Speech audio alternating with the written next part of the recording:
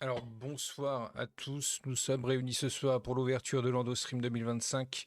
Je suis accompagné d'Opsy, d'Amako, qui sont tous et toutes les deux participantes streamereuses de l'event EndoStream. On est accompagné en compagnie de Priscilla, qui est directrice générale d'EndoMind, et Marie-Rose Gallès, experte, patiente experte de l'endométriose. Et donc, pour ce week-end, on récolte des dons en faveur du projet Endo Xado, que la directrice générale va nous expliquer tout ça, va nous parler de l'event, enfin de l'association, du projet, comment il est né, etc. Donc du coup, je vais vous donner la parole pour d'abord nous donner une définition de l'endométriose, ce que c'est pour les personnes qui ne connaîtraient pas et qui nous regardent ce soir et ce week-end. Super. Ben, merci beaucoup. L'endométriose, très rapidement, parce qu'on pourrait en parler pendant des heures. C'est une maladie chronique qui est inflammatoire, qui peut être invalidante, qui se caractérise par des lésions. Donc, ça va être des lésions qui sont des cellules semblables à l'endomètre, donc ce qu'on va retrouver dans l'utérus de base. Là, on va en retrouver en dehors. A priori, c'est à peu près la même chose. Et qui vont créer à la fois des douleurs inflammatoires, qui vont créer des hémorragies, qui peuvent créer aussi une immobilité au niveau des organes qui va créer des adhérences. Les principaux symptômes qu'on va retrouver globalement, c'est celui dont on parle le plus souvent, c'est la douleur pendant les règles invalidantes. On va retrouver aussi les douleurs pendant les rapports. On n'en parle pas assez souvent, pour autant, c'est un des symptômes qui est le plus présent en réalité. On va retrouver également des troubles digestifs avec des altérations, diarrhée, ballonnement. On va retrouver des troubles aussi des troubles urinaires, donc avoir une envie de faire pipi tout le temps, même avoir des sensations d'infection urinaire. On va retrouver des douleurs lombaires, des douleurs dans les jambes. On peut retrouver aussi des symptômes un peu plus différents, un peu plus rares au niveau de douleurs à l'épaule, notamment. On peut retrouver aussi une infertilité dans 30 à 40% des cas. Alors, infertilité, je rassure tout le monde, ça ne veut pas dire stérilité. Ça veut dire qu'on va devoir passer par un parcours de PMA, donc procréation médicalement assistée, ou avoir une opération, quelque chose comme ça, pour pouvoir tomber enceinte. Mais ça ne veut pas dire qu'on est stérile. C'est important parce qu'il y a eu beaucoup d'informations sur l'endométriose sur ce point-là. C'est une maladie qui est un peu bizarre parce qu'en fait, on peut en avoir beaucoup et avoir aucun symptôme, comme on peut en avoir très très peu et avoir mal tous les jours. Et du coup, on dit que chaque endométriose est différente. Il y a encore beaucoup de choses qu'on ne sait pas sur cette maladie. Il n'y a toujours pas de traitement curatif à cette pathologie. Il y a toujours un retard du diagnostic en moyenne de 10 ans aujourd'hui.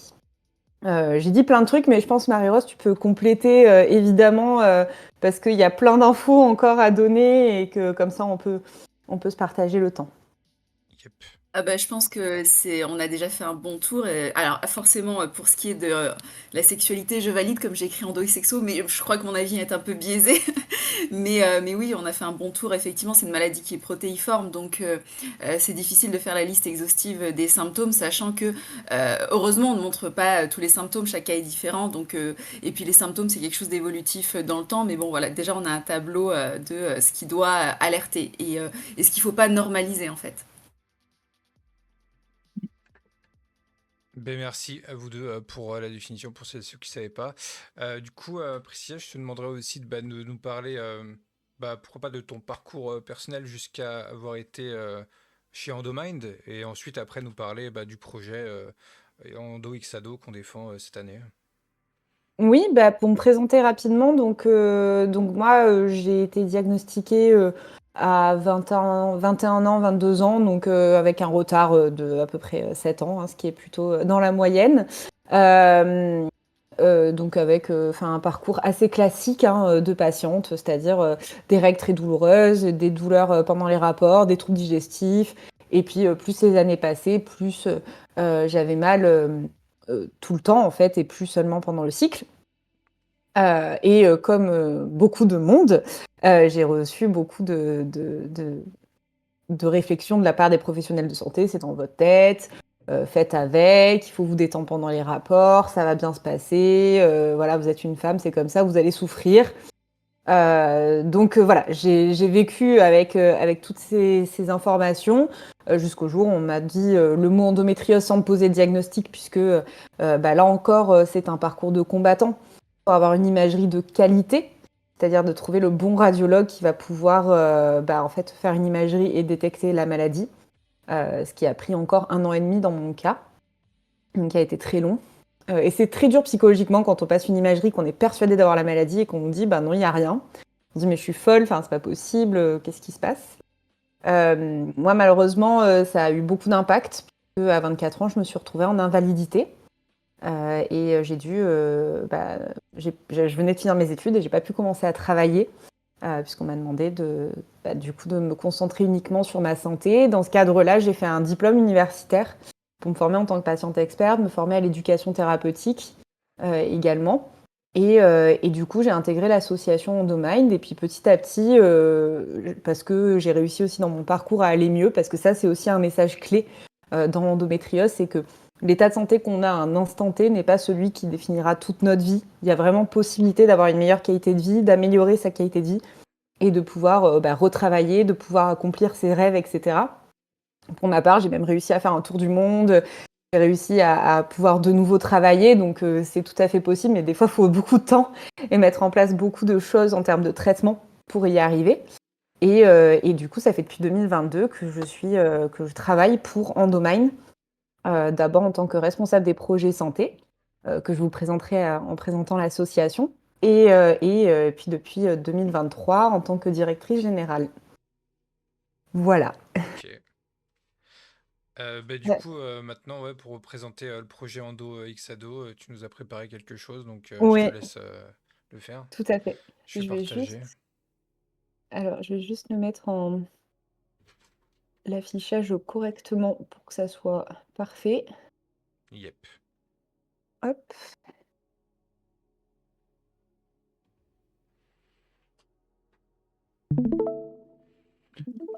Hop, Et voilà, les... magnifique. Yep. Hop. C'est bon, tout Alors, le monde du coup, voit. donc, c'est parti. Donc, je vais vous présenter d'abord Endomind, nos actions, et puis après, je ferai un gros focus du coup sur le projet Endo et Ado qu'on mène depuis plusieurs années maintenant.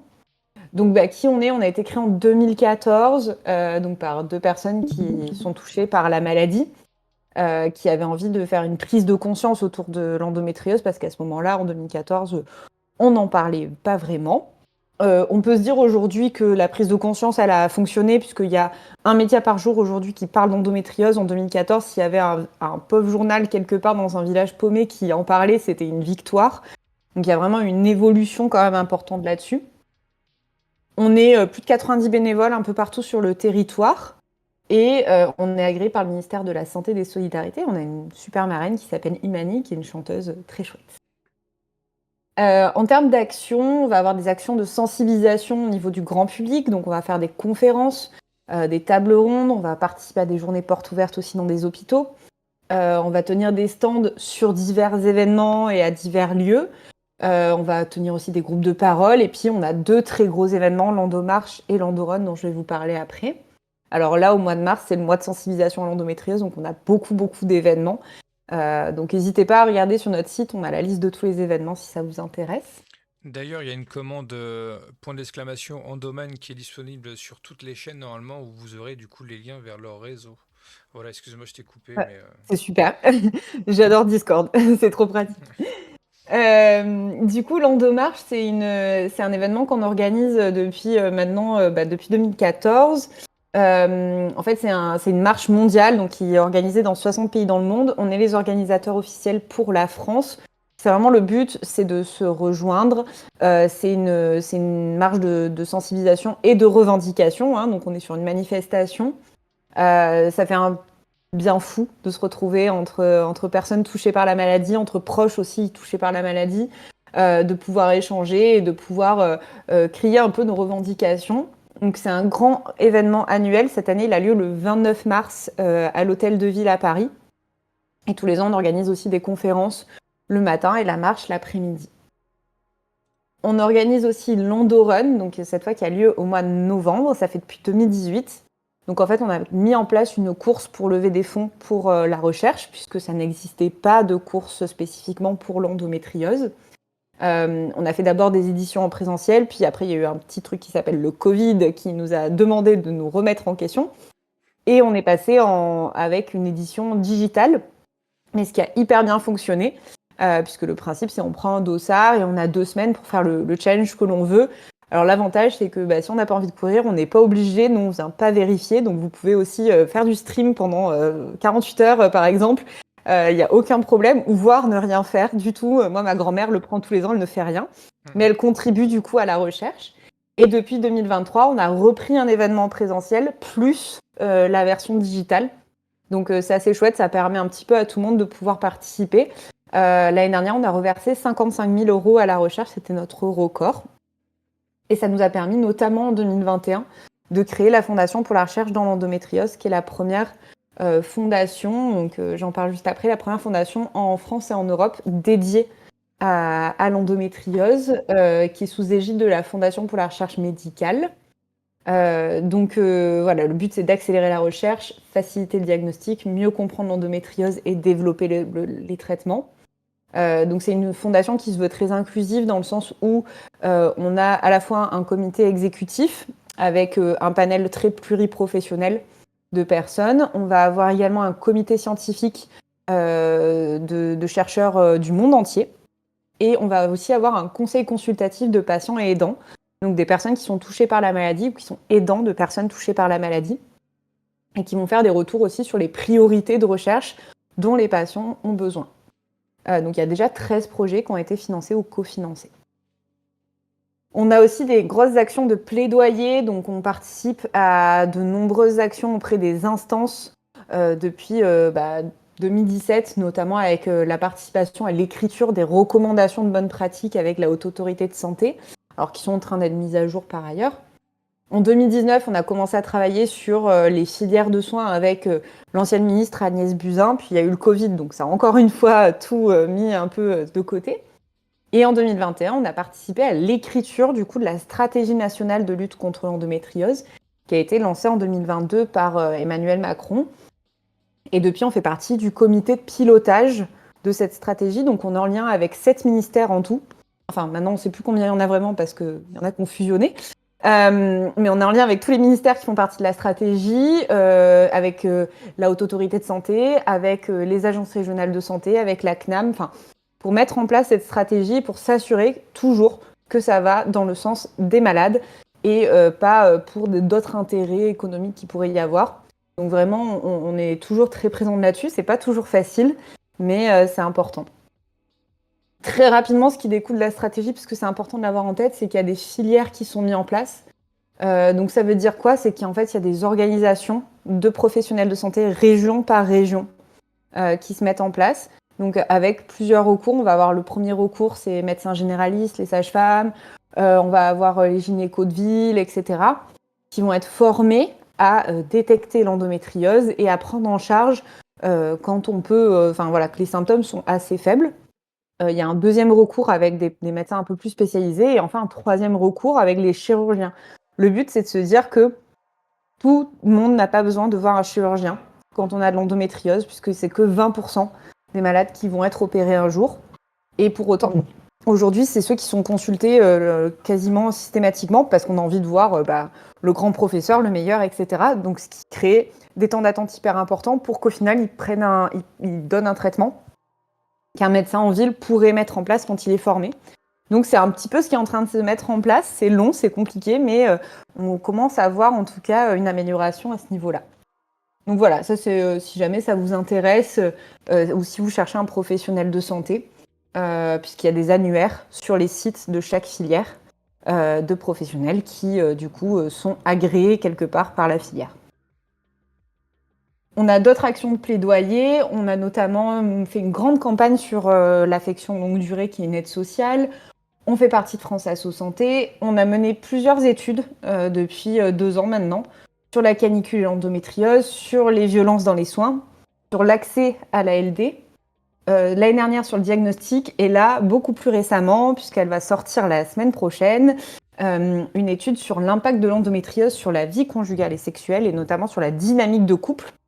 C'est l'étude la plus ambitieuse qu'on ait menée. Et donc voilà, j'espère que vous pourrez la lire dès la semaine prochaine.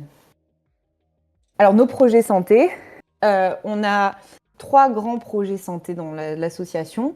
Le premier, c'est endométriose et vie professionnelle. Donc, en fait, on va intervenir en entreprise. Il faut savoir qu'on est extrêmement sollicité par les entreprises. Donc, il y a vraiment une volonté des entreprises de mettre en place des choses pour améliorer la vie des collaboratrices et des collaborateurs. Donc, on va faire des tables rondes, on va faire de la sensibilisation. On va essayer de trouver des solutions ensemble au sein de l'entreprise pour améliorer la qualité de vie de tout le monde. Des personnes qui sont touchées, mais aussi des aidants de ces personnes-là. Parce que quand on est parent, par exemple, d'une personne qui est atteinte, forcément, on va avoir un impact sur sa vie. Pareil si on est en couple avec cette personne, etc.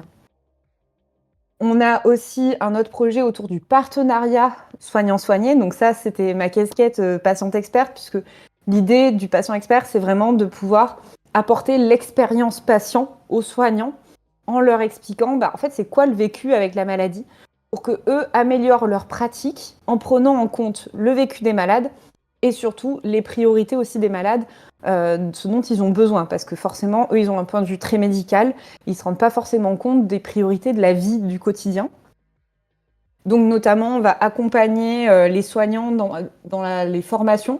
Alors que ce soit les soignants, les futurs soignants, on va participer à ces formations-là pour apporter ce vécu et cette expérience. On va aussi les accompagner dans la mise en place de programmes d'éducation thérapeutique. Du coup, c'est des ateliers qui sont gratuits pour les malades et qui sont hyper intéressants, qui sont en groupe, voilà, et qui permettent de mieux comprendre la maladie. On va développer aussi des outils pour mieux comprendre l'endométriose. On transmet notre expérience et puis on est présent dans les fameuses filières de soins dont je vous parlais avant.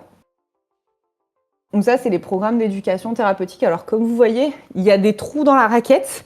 Il y a des endroits où il n'y en a pas. Parce que c'est validé région par région. Donc il y a des régions comme PACA où ils sont hyper actifs et d'autres où c'est très compliqué. Mais voilà, on y travaille absolument quotidiennement pour pouvoir en développer et que ça soit accessible au plus grand nombre. Mais si jamais ça intéresse, tout est sur notre site internet. Et enfin, le projet qu'on attendait, donc Endo et Ado. Alors, Endo et Ado, c'est venu de quoi? C'est venu du fait que, justement, au moment où il y a eu la stratégie nationale, on a été extrêmement sollicité par des établissements scolaires pour venir faire des sensibilisations. Et là, on s'est dit, oula, attention, on a un petit souci, c'est que en fait, toute notre documentation qu'on avait créée, tout ce qu'on avait mis au point, n'était pas du tout adapté à cette population-là. Parce que quand on va parler à une personne qui a 35, 40 ans, qui a eu 10, 15, des fois 20 ans d'errance médicale, et toutes les conséquences qui vont avec, parce que forcément, quand on ne prend pas en charge une douleur, elle devient chronique, etc. Donc il y a des conséquences supplémentaires. On ne peut pas parler de la même chose et on ne peut pas parler de l'endométriose de la même façon qu'à une personne qui a 15 ans et qui a ses premiers symptômes.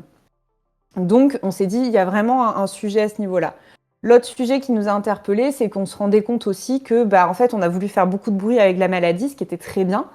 Mais du coup, il y a eu beaucoup de témoignages très glaçants en fait sur la maladie, de personnes qui ne pouvaient plus travailler, n'avaient pas réussi à avoir d'enfants, n'arrivaient plus à avoir de vie sexuelle, enfin, des choses qui pouvaient être assez angoissantes pour des jeunes de 14, 15, 16 ans qui pensent avoir de l'endométriose et qui finalement tombaient sur ces témoignages-là et se disaient en fait, ma vie, ça va être ça et je suis foutue. Nous, on se disait, oulala, attention, il y a quand même plein de solutions et plein de choses à mettre en place. Et puis l'espoir, c'est de se dire qu'en étant diagnostiqué tôt, pris en charge correctement tôt, il n'y aura pas les mêmes répercussions et les mêmes impacts. On n'a pas de boule de cristal, mais en tout cas, c'est quand même la logique. Donc, on s'est dit, il faut absolument qu'on adapte nos documentations, il faut qu'on puisse adapter le discours, il faut qu'on donne de l'espoir à cette population. Donc du coup, qu'est-ce qu'on a fait? Alors ce projet, il a été financé à la fois par l'assurance maladie et donc depuis 2022 et depuis cet été par le ministère de l'Éducation nationale, dont on n'est pas peu fiers parce que c'est quand même plutôt une belle reconnaissance d'avoir un financement de leur part. Ce projet, il est en 3 parties. La première, c'est la création de kits d'infirmerie scolaire. Le constat, c'est que nous, 90 bénévoles, on n'ira jamais sensibiliser tous les établissements scolaires de France à raison de une fois tous les 3 ans. C'est impossible. Donc, on s'est dit, les infirmières scolaires doivent être sensibilisées et actrices de cette sensibilisation.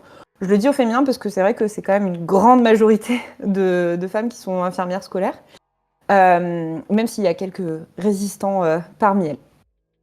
Ce qu'on a constaté aussi, c'est que c'était souvent des personnes, les infirmières scolaires nous contactaient beaucoup parce qu'elles étaient elles-mêmes touchées par la maladie. Souvent parce que peut-être elles ont commencé des études d'infirmière et puis en étant malades ne sont pas senties d'avoir une carrière hospitalière, donc du coup sont parties dans l'éducation nationale, qui a du sens, mais du coup on a cette volonté aussi de sensibiliser, etc.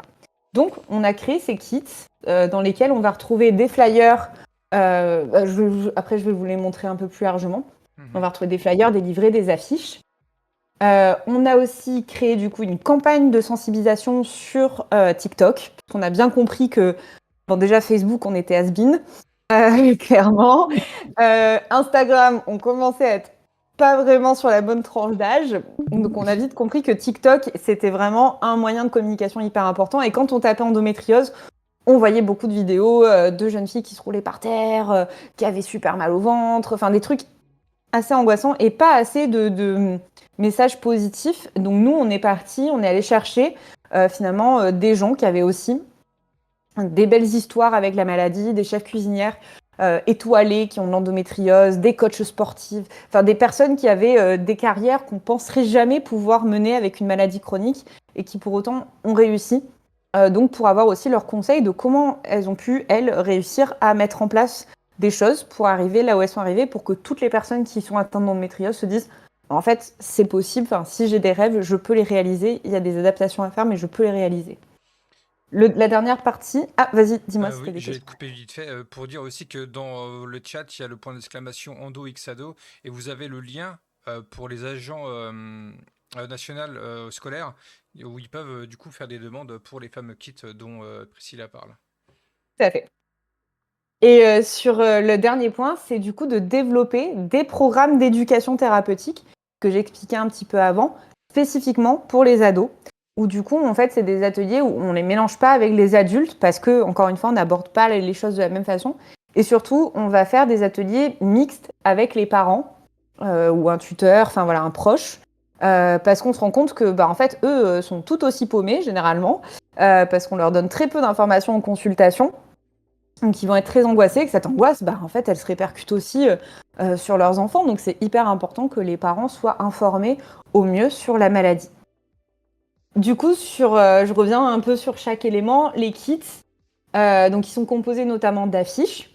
Alors, il faut savoir qu'on parle toujours chez les ados d'endométriose et soit de dysménorrhée primaire, soit de douleur de règles invalidantes. Pourquoi ? Alors, dysménorrhée primaire, qu'est-ce que c'est ? En fait, dysménorrhée, ça veut dire douleur pendant les règles, tout simplement. Vous l'entendrez peut-être des fois quand on va parler dyspareunie, dyschésie. À chaque fois, dys, c'est douleur ou dysfonctionnement. Et après, c'est du latin. Pourquoi est-ce qu'on parle de dysménorrhée primaire ? En fait, il faut savoir que, et ça, c'est pas très connu, la dysménorrhée primaire, c'est quand on a des douleurs de règles invalidantes, mais qui ne sont pas liées à une pathologie. Dans l'endométriose, on va parler de dysménorrhée secondaire parce qu'elles sont liées à une pathologie. Et en fait, il y a 40% des ados qui souffrent de dysménorrhée primaire sans pour autant avoir d'endométriose. Et normalement, avec le temps, c'est l'installation du cycle. Pour autant, c'est très, très, très invalidant. Mais il va y avoir l'installation du cycle progressivement. Et puis, normalement, ces douleurs sont censées, à chaque cycle, être moins importantes et disparaître. Le constat qu'on a pu faire, c'est que malheureusement, c'est pas toujours comme ça. Et qu'il y en a qui, quand la douleur n'est pas prise en charge, et des fois parce qu'il peut y avoir un terrain de sensibilité, il peut y avoir plein de raisons, fait que, en fait, plutôt que de diminuer petit à petit, cette douleur, tous les mois, va devenir chronique.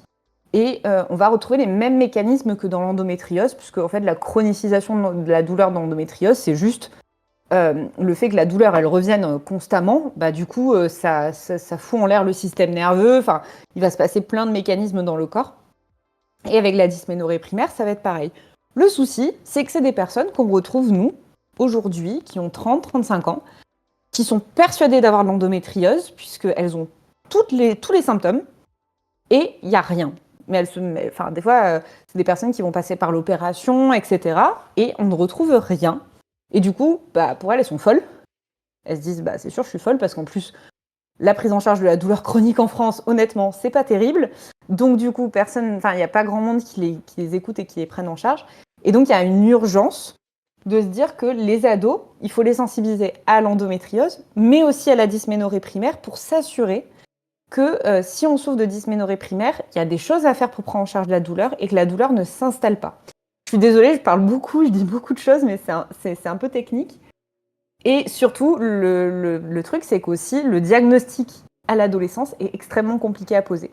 Parce que souvent, les lésions sont toutes petites, donc on ne les voit pas à l'imagerie. On ne peut pas faire d'écho forcément endovaginal parce que beaucoup de personnes elles sont encore vierges.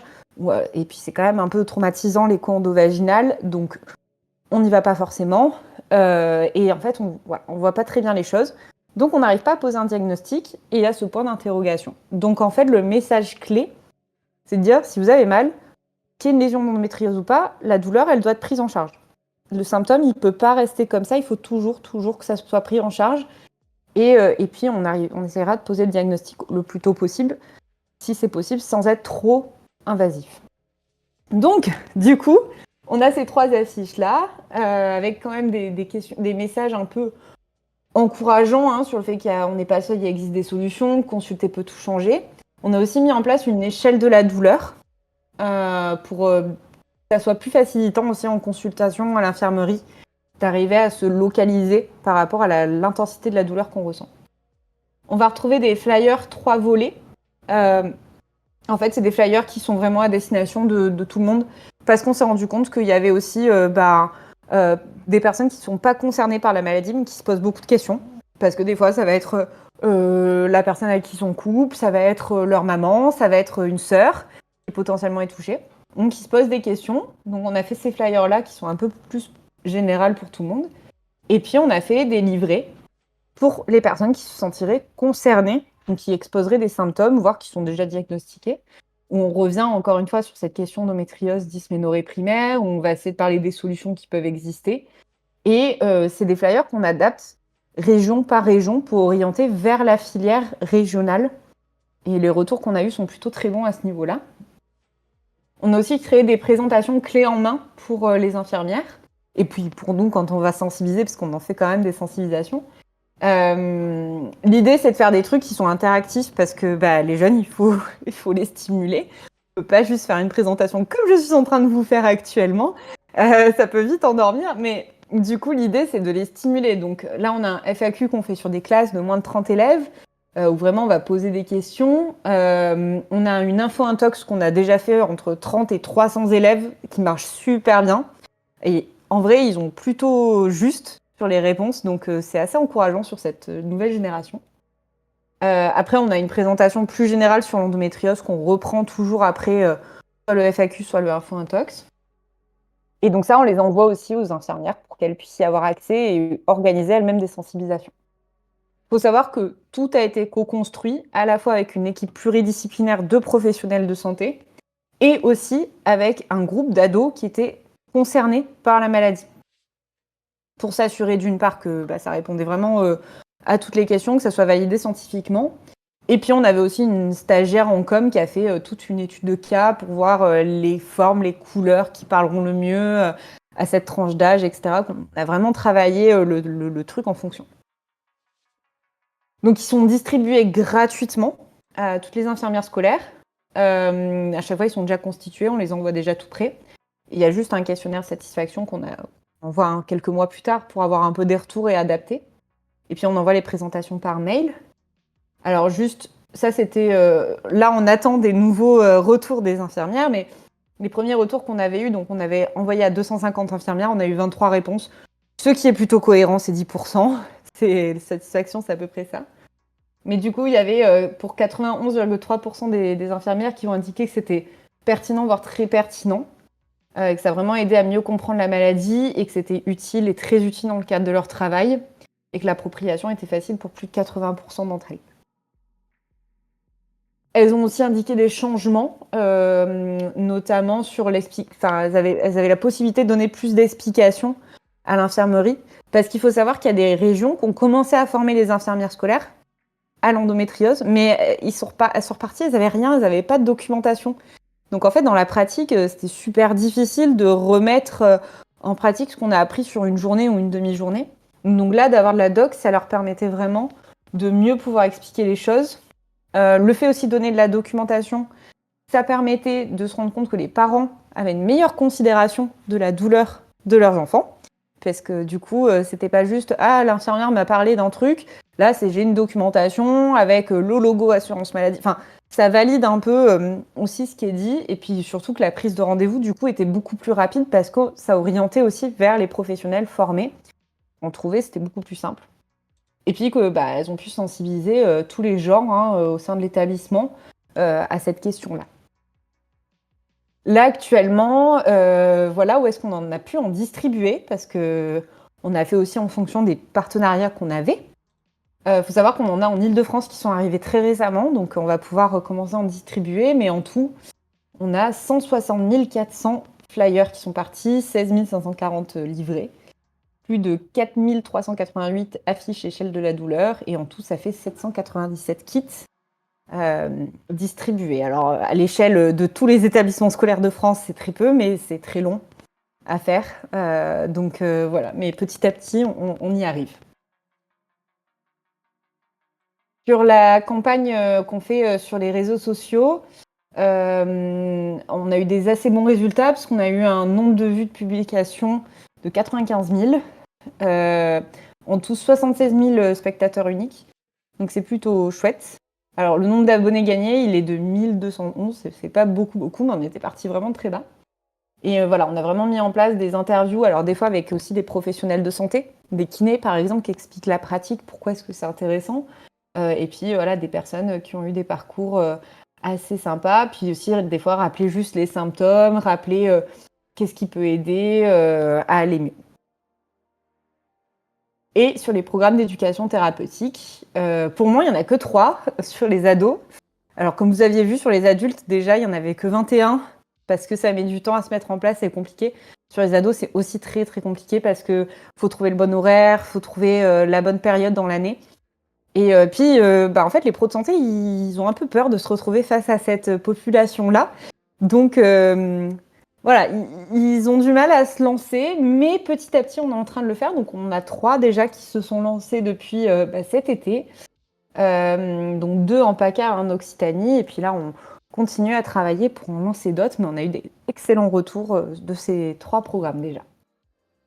Et voilà, j'ai terminé de vous casser les oreilles avec ma présentation. J'arrête le partage peut-être. Yes, merci beaucoup à toi. Du coup, tu nous as pas embêté du tout, hein. Je pense que les gens ont appris beaucoup de choses. Du coup, merci à toi pour la présentation.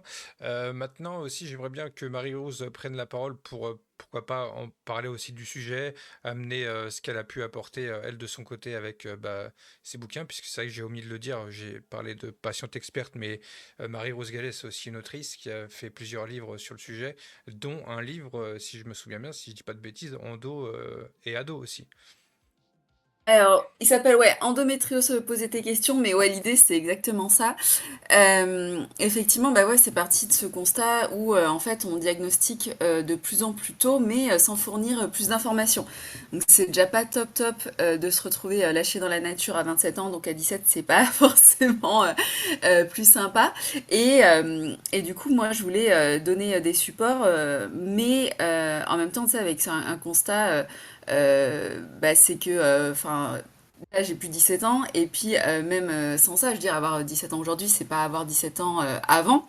Et l'idée, c'était pas de me positionner en mode je sais tout, et voilà, l'idée c'était vraiment de répondre aux besoins des gens. Donc en fait, j'ai fait ce qu'on appelle de l'écriture collaborative. C'est que en fait, je suis pas partie moi tête baissée dans un manuscrit. Je suis vraiment allée chercher les personnes voilà de cette tranche d'âge, en leur disant bah voilà, faites-moi la liste de vos besoins. J'y répondrai au mieux. Et après, j'avais un petit comité autour de moi qui faisait des relectures pour savoir si il m'avait fait la liste de leurs besoins, donc sur le fond, j'avais j'avais ce qu'il fallait. Après, la question, c'était aussi la forme, comment répondre à leurs besoins. Et c'est vrai que ce qui revenait souvent, c'est que sous prétexte que ils sont mineurs, on ne leur dit pas la vérité ou que des demi-vérités. Il y avait un peu ouais, cet énervement face sous prétexte de ménager, en fait, souvent on leur disait pas ce qui se passe réellement dans leur corps. Et du coup, voilà, l'idée c'était de répondre au mieux à ces interrogations. Alors sans être pessimiste non plus, hein, mais après en soi la vérité n'est ni optimiste ni pessimiste. La vérité est ce qu'elle est, la vérité. Et du coup voilà, et c'est un livre où j'ai bien pu m'amuser aussi avec mon illustratrice. Bah, comme tu disais, j'ai fait plusieurs livres et d'habitude on est plus sur de la vulgarisation scientifique assez classique, notamment pour endo et sexo. Et du coup, c'est vrai que les illustrations sont très pratico-pratiques. Là, c'est un livre sur lequel on a pu s'amuser à faire des illustrations ou un peu comiques, un peu cocasses, où voilà, on rigole un petit peu des situations dans lesquelles on se retrouve avec la maladie ou l'errance médicale. Donc c'était assez sympa. Et puis voilà, voilà donc le livre qui et l'avantage aussi du livre, c'est que ce que je trouve comme format, c'est que t'as pas forcément envie, en fait. Enfin, moi, quand je fais des interventions en lycée, ils ont pas forcément envie de me parler en direct. Ils ont envie d'avoir l'information, mais pas forcément d'échanger.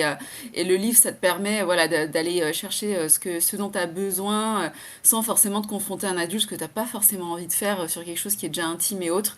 Et ça laisse cette possibilité aussi.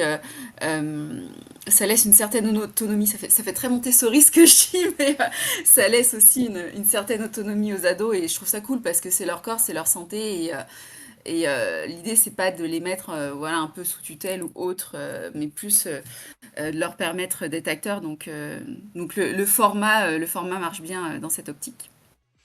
Ben, c'est cool. Du coup, je vais maintenant aussi proposer bah, à Opsi et à Mako à tour de rôle, bah, je sais pas pourquoi pas de parler un peu de leur expérience par rapport à l'endométriose et leur adolescence. Et après aussi, pourquoi pas vous aussi, Marie, Rose et Priscilla, et genre échanger entre vous quatre sur le sujet pendant là environ plus d'une heure jusqu'à 20 heures. Et en même temps aussi, j'inviterai aussi bah, Mako et Opsi de checker leur chat si jamais il y a des questions qui sont Mhm. posées par rapport au sujet, de les poser bah, à vous quatre et que bah, vous répondrez, quoi, que les gens aient le plus d'informations possible. Voilà, je vous Ouais. laisse. Tu veux commencer, Amako, ou Non, non, vas-y, lance-toi. Ok, très bien. Ben, enchanté, moi c'est Opsi. Je suis trans, touché par l'endométriose. Déjà, je voulais remercier parce que sur les supports, c'était très genré, mais à l'oral, vous avez été hyper inclusive au moment de parler des personnes atteintes d'endométriose. J'ai vécu très peu d'années d'errance médicale par rapport à beaucoup d'autres personnes. J'ai eu environ 4 ans d'errance. J'ai été opérée 2 fois d'endométriose. La première fois, on m'avait pas diagnostiqué spécifiquement que j'avais de l'endométriose. On m'a surtout dit, voilà, vous avez des kystes aux ovaires et puis on va vous les enlever. La fois suivante, c'était 1 an et demi après. Enfin, c'était des douleurs horribles. Au lieu d'avoir des douleurs de règles qui s'atténuaient, elles faisaient qu'aller crescendo. Et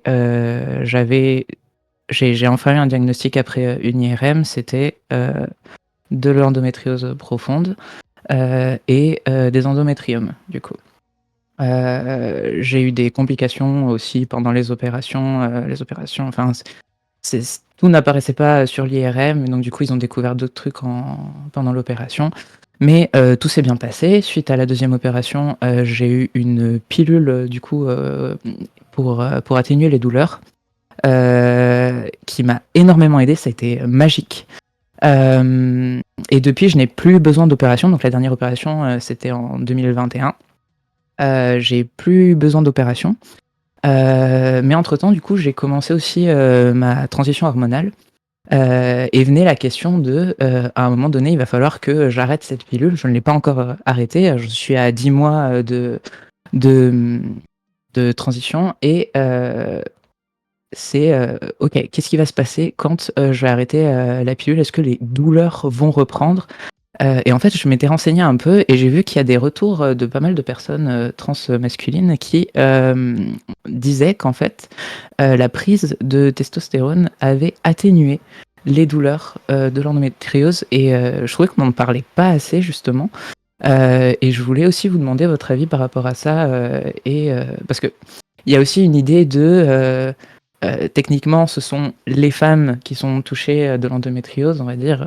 C'est des femmes, et donc on va pas leur donner de la testostérone parce que ça risque d'avoir des effets masculinisants sur elles. Sauf que il y a des personnes qui disaient même à un micro-dosage, on pouvait déjà atténuer des douleurs. Peut-être ce sera mon cas, peut-être pas, je l'espère en tout cas. Mais vous avez eu des retours là-dessus? Enfin, vous avez des infos là-dessus ou Alors pas? moi, c'est un sujet que j'ai énormément traité. Alors dans un autre livre qui s'appelle Endométriose, que les autres pays ont à nous apprendre, effectivement, en fait, c'est un vaste sujet, endométriose et testostérone.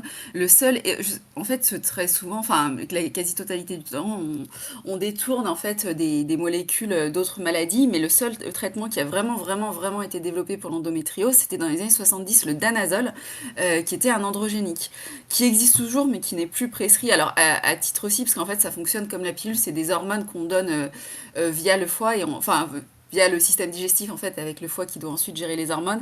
Et c'était à très forte dose, donc bon déjà c'était un peu violent pour l'organisme. Et effectivement on notait une augmentation de la pilosité, un changement de voix, une augmentation de la taille du clitoris, tout ça. Et du coup ça a un peu fait peur aux prescripteurs. Et en plus aussi bah, c'est une question de marché, hein, le lobby pharmaceutique est une réalité. Et en fait, il y a un autre produit qui a été mis sur le marché, qui a été la ménopause chimique, dont l'idée était un peu similaire, en fait, où en fait, on fait une injection qui va agir au niveau du cerveau, pour simplifier. En fait, je vais peut-être aller chercher un schéma, ce sera plus simple. Pas de souci, pas de souci. Ça se transforme en truc interactif, mais ça se voit que je suis neuro et que j'arrive pas à tenir en place.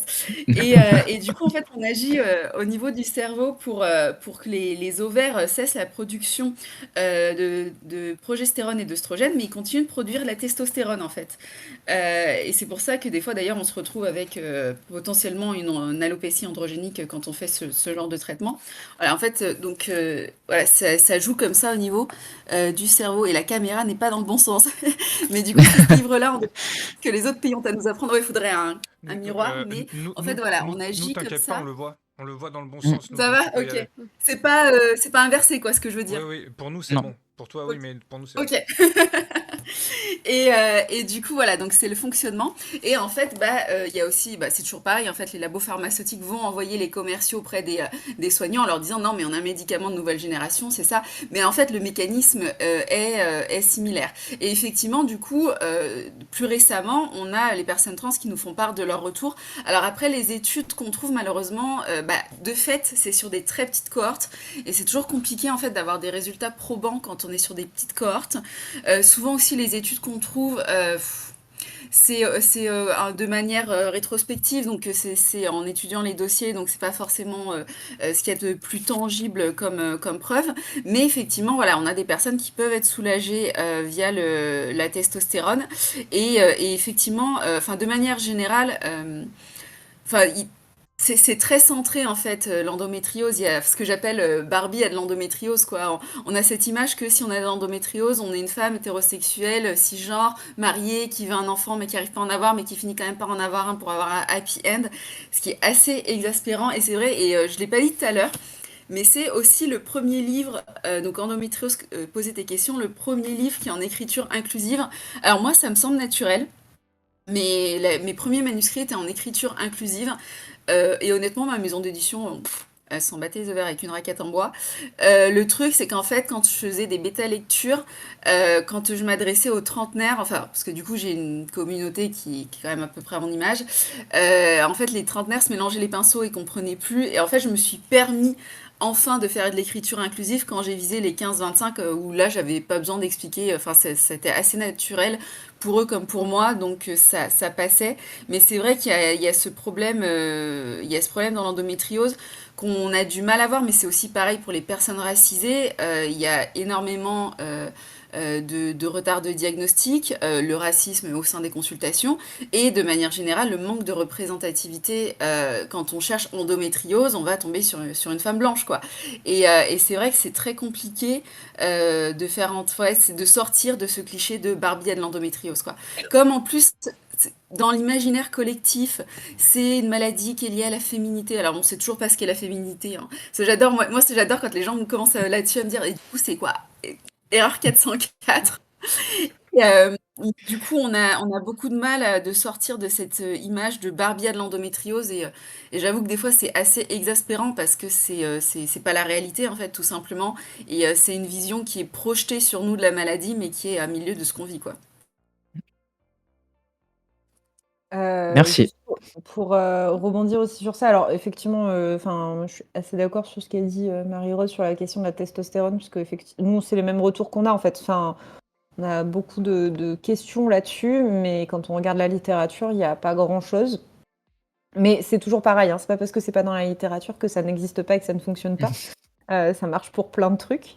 C'est juste qu'il n'y a personne qui l'a financé pour qu'il y ait un papier qui sorte, tout simplement. Mais il y a quand même des traitements qui sortent aussi. Enfin, là, par exemple, il y a un nouveau traitement qui est comme la ménopause artificielle, mais avec ce qu'on appelle une ADPAC thérapie intégrée qui permet de pouvoir le prendre sur du long terme, ce qui n'est pas le cas sur la ménopause artificielle. Il y a des trucs à creuser. Mais ce qui est sûr, c'est qu'il y a aussi plein de personnes qui arrivent à arrêter leur traitement hormonal. Alors moi, j'aime pas forcément dire pilule parce que je trouve que c'est souvent, enfin la pilule, on la voit comme voilà un contraceptif et que c'est pas un vrai traitement. Bon là, on est sur un traitement palliatif, pas curatif, palliatif certes, mais contre une maladie et qui du coup, enfin moi je le vois pas comme une contraception.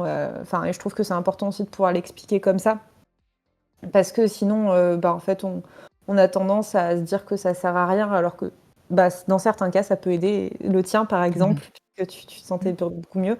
Et d'ailleurs, c'est quand même hallucinant aujourd'hui que tu aies été opérée 2 fois, sachant que l'opération doit intervenir qu'en dernier recours. Et enfin voilà, mais bon, on voit encore qu'il y a des gros trous dans la raquette.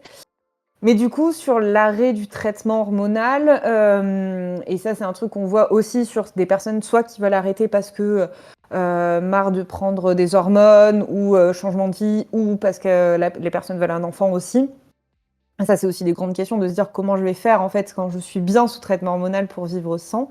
Mais il y a plein de choses qu'on peut mettre en place aussi dans le quotidien sur l'hygiène de vie, sur des exercices qu'on peut faire aussi pour mobiliser son périnée. Enfin, il y a beaucoup de choses qu'on peut faire pour essayer de vivre au mieux en fait ces périodes et de faire baisser l'inflammation aussi d'une autre façon au moment où il y a le pic.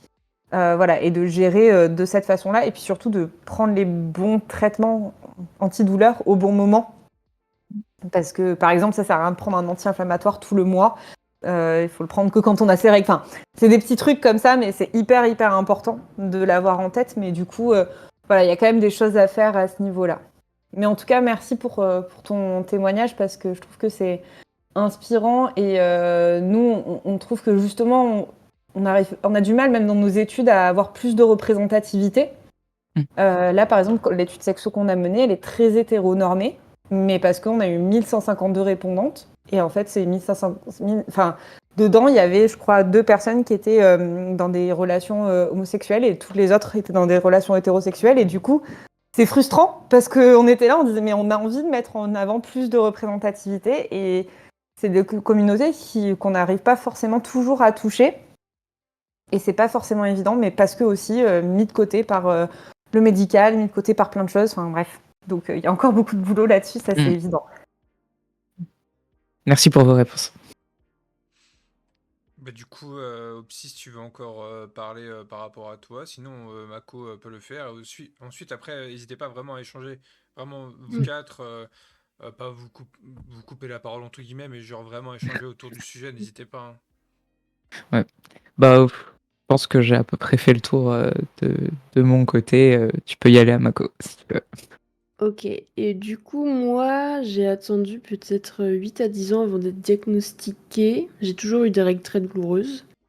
Et à chaque fois que j'allais voir un médecin, on me disait que c'était dans ma tête, la phrase de base. Et en fait, surtout, on insistait beaucoup sur ça, puisque ma maman aussi est atteinte d'endométriose profonde. Et on me disait, bah, c'est pas possible que t'en aies juste parce que ta maman en a. Donc voilà, on me sortait tout le temps cet argument.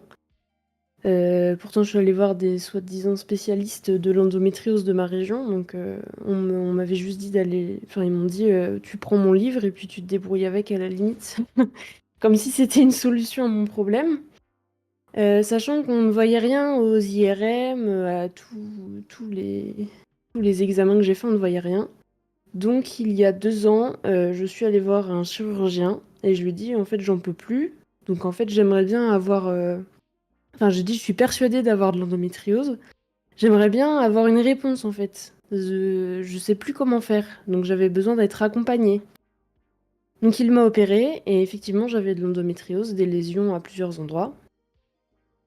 Donc, suite à cette opération, après, bon, j'ai pas trop aimé la suite puisque le coup, il m'a dit, bon bah voilà, c'est fini, il n'y a plus d'endométriose, on s'arrête là. Je vous donne la pilule et puis voilà, au revoir. Donc, c'était ça son accompagnement. Donc j'ai pas revu ce médecin, j'ai essayé d'en voir d'autres qui m'ont dit bah non c'est fini, il y a plus rien, mon confrère vous a opéré donc c'est bon en fait, vous avez mal bah enfin c'est que c'est dans votre tête. On m'a redit ça après mon opération. Et j'ai arrêté du coup mon traitement hormonal parce que je le supportais pas en fait. Au bout d'1 an et demi, je me disais bah j'ai l'impression que c'est pire, ça va pas du tout. Et bah, voilà, pour l'instant, je suis sans traitement hormonal. Je gère les symptômes comme je peux, avec ce que je peux. Il y a quand même plusieurs fois où j'ai fini aux urgences parce que je supportais pas du tout mes douleurs. Et bon, aux urgences, on me disait que j'avais la gastro, comme tout le temps. Dès que j'ai de douleur, j'ai la gastro, donc voilà. On t'a pas sorti l'appendicite aussi? Attendez, on va faire une prise de sang pour vérifier que c'est pas l'appendicite non, qu'on se fait ça tout le non, temps. ils m'ont jamais dit. Non, j'ai la gastro toute l'année, par contre, avec eux. Ouais. Moi, c'était ça, j'avais Voilà. l'appendicite toute ma vie. À chaque fois, c'était non, mais ça doit être une crise d'appendicite, on va vérifier. Non, Ah pas non, de c'est pas soucis, ça. non. Et c'est en fait ton Voilà. parcours, c'est l'archétype des problématiques qu'on retrouve rien que sur la question de la maman. Là, c'est un truc où on peut se dire mais c'est hallucinant parce qu'on sait que il y a un facteur génétique. Donc quand maman a de l'endométriose, si elle a une fille, bah il y a beaucoup plus de chances que ça l'ait. Ça, c'est quand même des trucs qui sont connus aujourd'hui, donc c'est hallucinant les médecins qui disent ça. Mais en fait, ce qu'on s'est rendu compte, nous, il faut savoir que on ne sait pas pourquoi les médecins sont persuadés que si on nous diagnostique une endométriose, on nous met une étiquette qui va nous traumatiser à vie et que on va rentrer dans une case et que on va pas s'en sortir. Alors que je pense sincèrement, et à mon avis, vous partagez mon avis, que de vivre avec des douleurs sans savoir à quoi elles sont dues et penser qu'on est fou est bien pire que l'étiquette d'endométriose. Moi, quand on me dit on surdiagnostique des endométrioses, je fais en vrai, c'est pas hyper grave au pire. Enfin, tant que la personne elle se sent soulagée ou elle a trouvé des solutions, enfin, limite c'est mieux. Mais ils ont ce truc en tête et nous on le vit depuis des années. En 2017 sur les recos de bonnes pratiques avec la HAS, ils nous sortaient non mais on va pas les diagnostiquer. Enfin non, c'était si on tombe fortuitement sur une endométriose chez une jeune, en l'opérant par exemple pour une appendicite, non mais on va pas lui dire. Ils nous disaient quand même ça, enfin, vous voulez mettre ça dans les recos. En 2021, au moment de la stratégie, c'était non mais les jeunes, on les met sous pilule et on verra ça plus tard. Bah non en fait, enfin, au moins on les prend en charge, on peut pas les diagnostiquer, au moins on les prend en charge. Et pas juste en les mettant sous pilule. Et là, aujourd'hui, on l'a encore vu l'année dernière avec la sortie de l'endotest, enfin, quand il y a eu les débats autour de l'endotest, des médecins qui disaient, mais de toute façon, diagnostic ou pas, ça changera rien. Mais qui êtes-vous pour déterminer ça? Et en fait, ton parcours, c'est vraiment ça, c'est vraiment, non, mais de toute façon, c'est bon, on s'en fout, enfin, et à te laisser traîner. Alors, le fait que l'opération guérit, et typiquement, l'endotest est là justement pour éviter qu'on opère des gens parce que c'est quand même hyper violent l'opération pour aller poser un diagnostic alors que on pourrait le faire autrement quoi.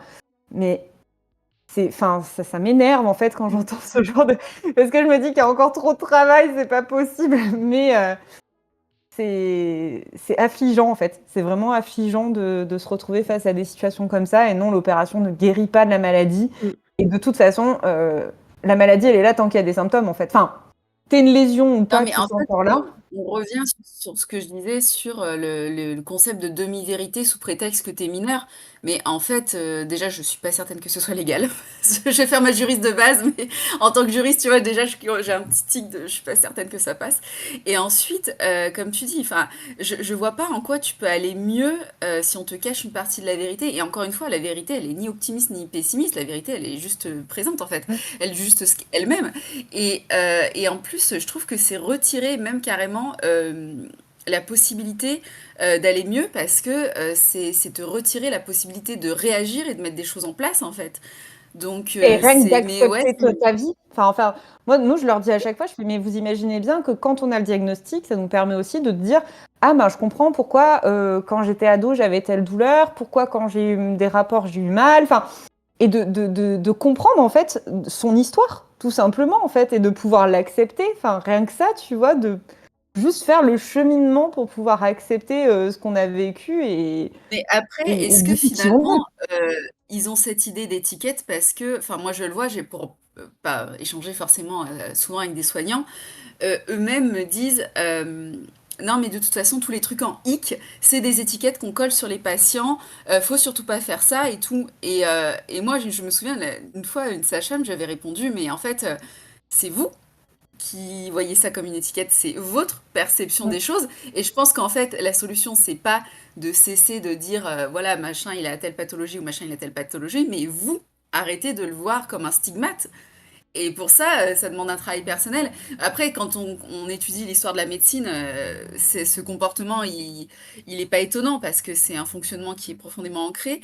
Mais c'est vrai que je pense qu'il y a cette idée, c'est que eux voient ça comme une étiquette parce que moi, le nombre de personnes, je me suis dit, où j'ai eu des retours de dossiers plombés parce que en haut, on met telle personne à ça, donc on ne l'écoute pas parce que de toute façon, si elle est dans telle case, c'est que, bon, avec tout ce qu'ils projettent en fonction des cases, les fameux dossiers plombés, enfin j'appelle ça comme ça, mais c'est quand même un système qui est une réalité et voilà, se pose aussi la question de finalement cette étiquette, enfin ils voient ça comme une étiquette, mais parce que c'est leur façon de fonctionner et il y a peut-être aussi une remise en question du fonctionnement de la médecine à voir là-dessus, quoi. Ah bah, c'est sûr que la médecine en France, enfin pas occidentale, hein, est très organique et ne prend pas en considération le corps dans sa globalité et tout ce qu'on vit dans notre globalité. Et Ou on tombe dans l'extrême inverse de parce qu'elle a vécu ça, forcément, tu sais, la psychanalyse à deux balles, elle va avoir telle non, et mais telle bien sûr, pathologie, donc ça sert à rien d'écouter quoi mais que ce tu soit. prends en charge, enfin tu dois prendre en charge la personne dans sa globalité dans le sens où évidemment que si la personne, selon le travail qu'elle va faire, selon les envies qu'elle veut faire, etc. En fait, la personne, c'est pas un utérus sur pattes qu'on va juste opérer. Et c'est ça le problème des chirurgiens aujourd'hui. Et moi, je le vois quand on va sur des congrès pro, etc. On a quelques résistants des médecins qui sont formés. Parce qu'en fait, il faut quand même savoir qu'en médecine aujourd'hui, il y a un DU, un diplôme universitaire pour se former à la douleur. Donc en fait, techniquement, les médecins ne sont pas formés à la douleur. Il faut qu'ils fassent un diplôme supplémentaire. Pour moi, ça me paraît complètement hallucinant parce que c'est quand même la base de la consultation, c'est j'ai mal quelque part. Et du coup, on se rend compte qu'ils ne sont pas formés à la douleur et que quand il y a de la douleur qu'ils ne savent pas la prendre en charge, soit ils délaissent le truc comme tu as vécu à Mako, ou alors ils vont diriger vers leurs collègues qui sont du coup médecins de la douleur et où là, on attend 6 mois, voire 1 an pour pouvoir avoir un rendez-vous. Donc, on a le temps de crever pendant tout ce temps-là et que la douleur, elle s'installe bien, bien, bien comme il faut et de très, très mal. Et ces médecins qui sont des irréductibles gaulois résistants à chaque fois, en congrès, ils pètent un câble contre les médecins en disant mais en fait, juste formez-vous à la douleur, formez-vous à prendre en charge la douleur des patients et pas seulement à prendre en charge leurs organes, quoi. Enfin, de bien comprendre qu'il n'y a pas qu'un utérus, il y a aussi des nerfs, il va y avoir aussi des muscles, des ligaments, et que en fait, ça fait mal. Souvent, par exemple, l'idée qu'on a mal aux ovaires. Le truc, on dit, ah, j'ai mal aux ovaires. On peut pas avoir, il n'y a pas de nerfs dans les ovaires, en fait, on n'a pas mal aux ovaires. C'est les muscles autour, par exemple, qui vont faire mal, ou des nerfs qui sont autour. Et ça, c'est hyper important parce que on peut faire des choses pour ça. On peut mettre en place des trucs. Et si on n'a pas on n'a pas cette notion-là et qu'on la transmet pas non plus en consultation aux patients, parce que du coup, il y en a plein des fois, et moi j'ai été la première à me dire, là j'ai un ovaire qui va exploser, ou c'est sûr, parce que non, en fait, c'était pas ça. Et ça veut pas dire que la douleur, elle est pas grave dans le sens où mon ressenti, il est grave, parce que moi, ce que je vis, c'est horrible. Mais par contre, je suis pas en train de perdre un organe ou quelque chose comme ça, quoi. Et ça, c'est aussi important. Et il y a des choses que je peux faire et mettre en place des trucs pour soulager cette douleur. Mais voilà, il y a trop de trucs à révolutionner. Ah là, je suis échauffée, là, ce soir. Non, mais c'est bien, on aime cette mentalité. Ouais.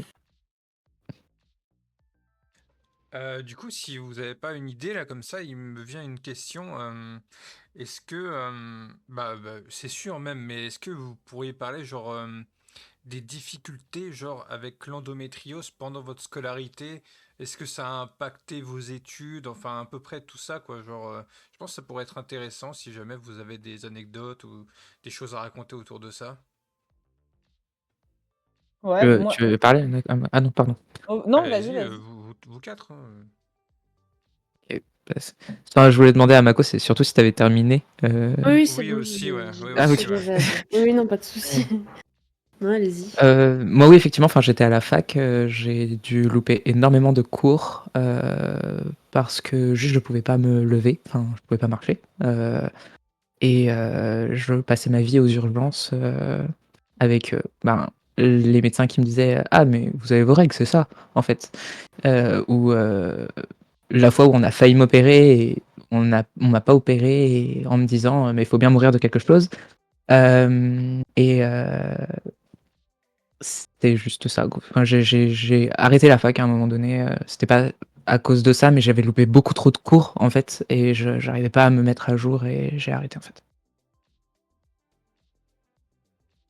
Moi, je me souviens, en fait, ça me paraît tellement ancré dans ma vie, la douleur, que j'arrive même pas à me souvenir d'une scolarité où t'as pas cette angoisse de quand est-ce que tu vas avoir tes règles, parce que tu sais que tu vas avoir très mal, enfin, de tous ces ressentis-là. Et en même temps, moi, je sais que ce qui m'a le plus touchée finalement, alors c'est pas directement la scolarité, mais c'est sur la construction de soi-même, c'est sur la question de la sexualité. Parce que ado, tu commences à découvrir la sexualité, etc. Et en fait, pas du tout préparé à avoir une sexualité douloureuse. Et, euh, et je trouve que aujourd'hui, ça va mieux dans le sens où je pense que la nouvelle génération est beaucoup plus informée. Et encore que quand on regarde le programme EVAR, c'est quand on regarde même la stratégie nationale de santé sexuelle, la question des dyspareunies n'apparaît pas en fait. On parle contraception, IVG d'un côté et les IST de l'autre, mais on va pas du tout parler de douleur pendant les rapports. Alors on parle de consentement, ce qui est très bien, mais la question de la douleur pendant les rapports, et moi je me souviens que ado, je me forçais en fait à avoir des rapports parce que je ne comprenais pas et je trouve que c'était quelque chose qui était très tabou d'en parler. Donc limite, je me souviens plus d'avoir ce poids-là, en fait. Et puis, petit à petit, surtout ce poids de... Parce qu'en plus, à ne pas comprendre que potentiellement j'avais une maladie, j'avais mes douleurs pendant les règles, j'avais mes douleurs pendant les rapports, donc je me disais que j'étais sûrement une frigide. Ok, très bien. Après, je commence à avoir des douleurs digestives importantes, alors je me disais que ça devait être... Bien sûr, forcément, tout le monde te dit que c'est le stress. Après, j'ai commencé à avoir des troubles urinaires. Alors là, tu te dis peut-être que là, il y a une maladie quand même, il y a quelque chose. Et en fait, tu te dis, mais c'est pas possible, j'ai tellement de problèmes. Et tu peux pas imaginer à un moment donné que tout est lié, en fait, à la même cause, quoi. Que tout peut être la même chose. Et je trouve que c'est ce poids-là, en fait, cette charge-là à porter, qui était super dur. Là où j'ai eu de la chance, c'est que quand j'ai été le plus malade, c'est quand j'étais en alternance. Et j'étais déjà diagnostiquée. Et en fait, l'administration où j'étais était très cool parce que si je ratais un cours, il fallait que j'ai un arrêt maladie vu que j'étais en alternance. Et que du coup, c'est comme si vu que j'étais payée en fait pour être en cours quelque part. Et du coup, j'étais allée le voir, j'avais dit ça va pas le faire. Si je rate une demi-journée de cours, je dois faire un arrêt. Enfin, ça va être un cauchemar. Et ils avaient été très très sympas. Ils m'avaient dit, écoutez, faites un certificat médical de votre médecin qui atteste que vous avez une maladie et que vous devez rater des cours. Et du coup, en fait, aucune de mes absences avait été comptabilisée, ce qui m'avait soulagée d'un poids absolument énorme. Et en plus, au travail où j'étais, ils étaient très compréhensifs, pardon. Et ce qui m'avait permis d'avoir beaucoup plus de flexibilité. Donc ça va, mais je trouve que c'est dur, quoi. Enfin, c'est vraiment pas facile d'évoluer dans ce monde-là et de se construire, surtout avec toutes ces questions et tout. Enfin, voilà, moi c'est ça mon expérience, mon vécu à cet âge-là. Ben, moi, ouais, pour ce qui est vraiment de la scolarité, ça a été, il y a eu plusieurs niveaux. Il y a eu le lycée où il y a eu des fois un peu hardcore. Je me souviens d'une fois où j'étais hyper mal, mais j'osais pas bouger, j'osais rien dire. En fait, quand je me suis levée, ma chaise était recouverte de sang. Tellement, en fait, j'étais en train de prendre cher pendant ce magnifique cours d'anglais. Il y a eu la fois aussi où je sais même pas comment j'ai tenu. Franchement, à 35 ans, là, je serais même plus capable de revivre ça en vrai.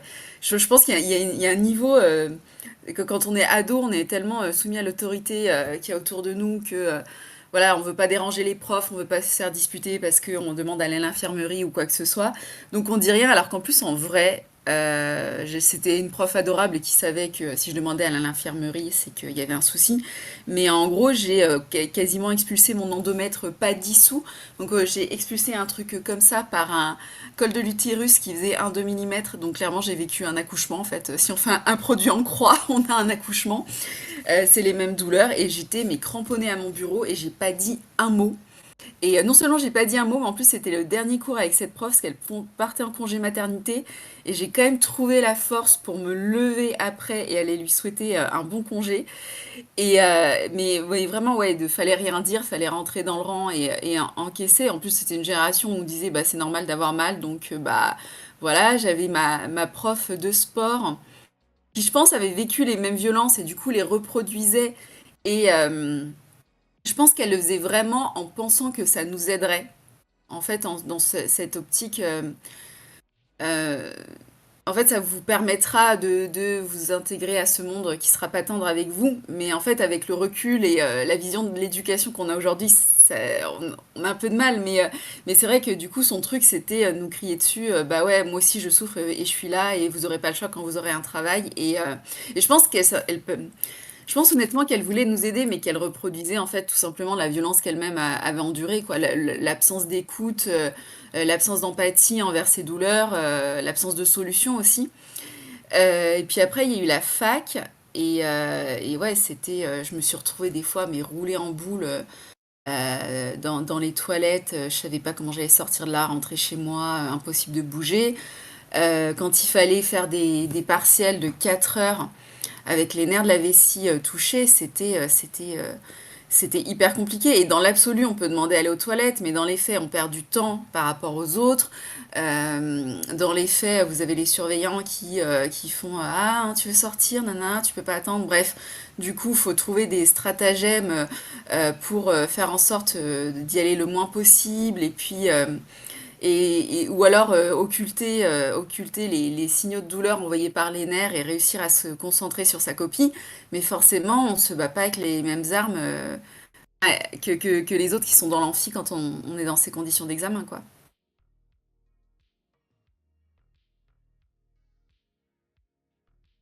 J'ai plombé Mm. l'ambiance. Ouais, c'est. Poum! Sur ce, comment ça va, vous? En tout Ouais. cas, moi, j'ai eu aussi beaucoup d'absences tout le long de ma scolarité. Après, je mettais toujours ça sur le dos du stress. J'étais en mode, ah bah, vu que j'avais pas de diagnostic, c'était, ah bah, c'est le stress, mais du coup, je loupe les cours juste parce que je suis stressée. Et après, on me disait, pourquoi t'étais absente? Bah, voilà. Bon, après, on me disait aussi tout le temps que c'était la gastro pour le coup, donc j'avais la gastro tout le temps, mais les autres comprenaient pas pourquoi c'était tout le temps la gastro alors qu'eux, ils avaient pas tout le temps. Mais oui, beaucoup de loupés de cours en tout cas. J'ai pas d'anecdote précise à dire, mais je me souviens juste d'avoir beaucoup loupé les cours. aujourd'hui, en fait, c'est hyper paradoxal parce que nous, on a recruté une nana dans notre asso, une bénévole qui a 17 ans. Enfin, quand elle est arrivée, elle a 17 ans, maintenant elle a un peu plus, 18-19. Et c'était hyper intéressant d'échanger avec elle parce qu'elle nous disait, moi j'en ai marre que les gens ils me disent que on a de la chance, nous les jeunes, parce que nous maintenant on parle d'endométriose et on est diagnostiqué beaucoup plus tôt et machin. Elle disait, nous on en a marre de ça parce qu'au final, en fait, on souffre quand même et que on a l'impression que ça sous-estime notre souffrance. Et au final, c'est une génération qui est plus alerte là-dessus, mais on constate, enfin moi je vois des personnes qui sont déscolarisées carrément, qui font le CNED, qui ne vont plus en cours. Enfin, les personnes qu'on a reçues en ETP spécial ado, vraiment nous racontaient ça, c'est-à-dire que elles avaient raté la moitié de l'année, carrément, vraiment elles s'étaient mis au CNED, que c'était très compliqué, et je me dis, waouh, en fait, même si elles sont diagnostiquées plus tôt et prises en charge plus tôt, j'ai l'impression qu'il y a aussi des cas qui sont bien plus sévères. Et, et ça pose beaucoup de questions, quoi. Ça pose beaucoup de questions et aussi, finalement, on leur donne pas encore les réponses qui leur conviennent aussi, en termes de traitement, en termes de prise en charge de la douleur. Alors, il y en a, ça doit fonctionner, mais il y en a pour qui ça ne fonctionne pas. Mais c'est assez impressionnant des fois, ouais.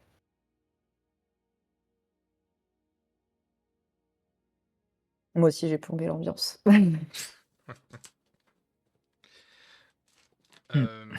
Écoutez, j'ai pas forcément là de questions qui m'ont été remontées, mais si jamais vous avez des questions sur les différentes chats qui sont en cours sur Twitch, n'hésitez pas à poser des questions.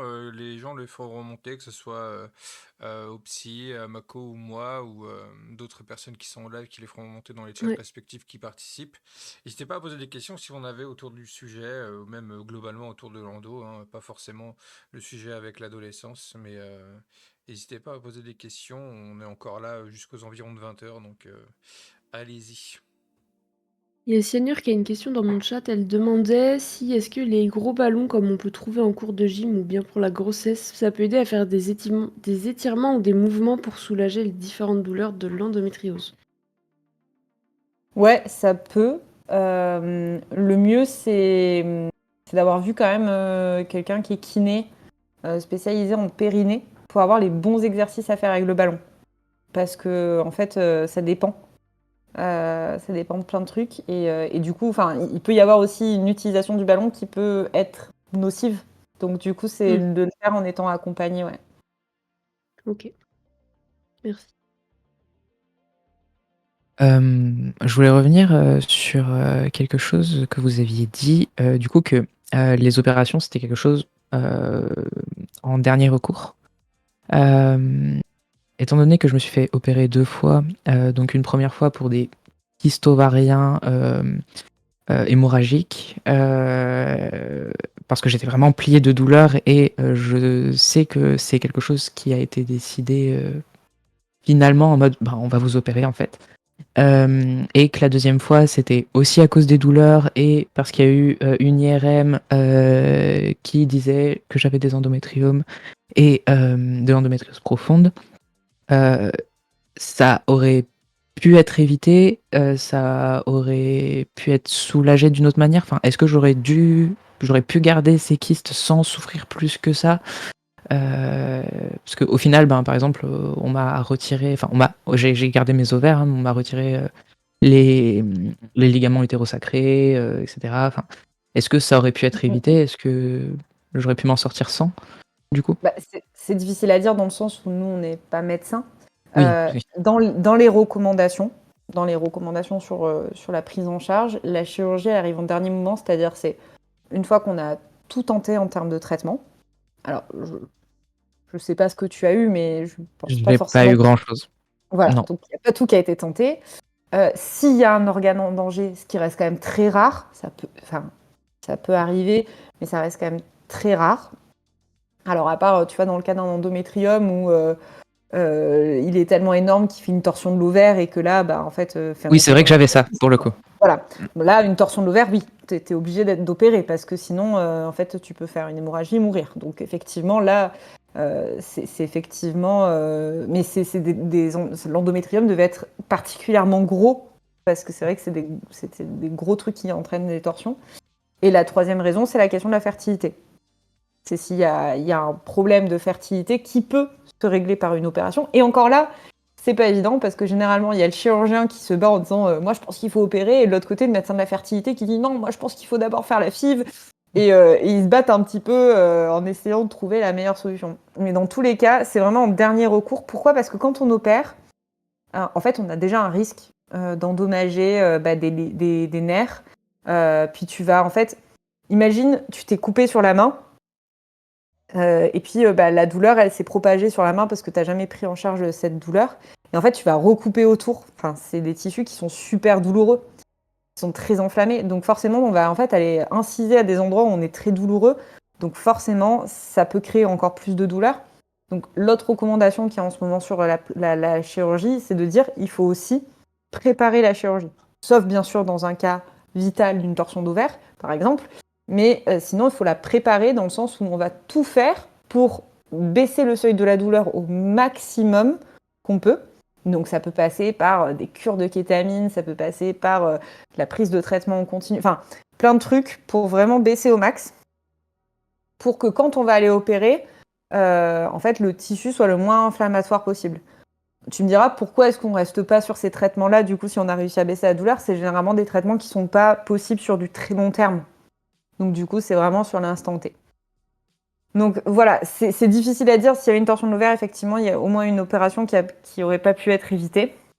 Mais normalement, de toute façon, toute décision de chirurgie, et ça je le dis, c'est très important, le chirurgien ne prend jamais la décision seul. Déjà, d'une part, vous devez aussi être d'accord, ça c'est une évidence. Mais en plus de ça, toute chirurgie doit toujours être validée en RCP. Les RCP, c'est les réunions de concertation pluridisciplinaires. Donc ça a lieu genre 2 fois par mois, où tu as plein de chirurgiens qui se rejoignent de plein de spécialités, mais aussi des kinés, des psys, toutes les spécialités qui prennent en charge, qui se rejoignent en réunion, qui vont relire les dossiers.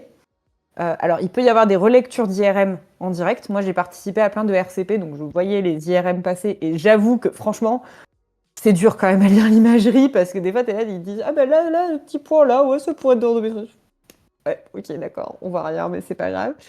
C'est quand même vachement subjectif. Et puis, après, les relectures de dossiers de chirurgie, et de dire « Ok, est-ce que on propose ou pas une chirurgie à la personne ?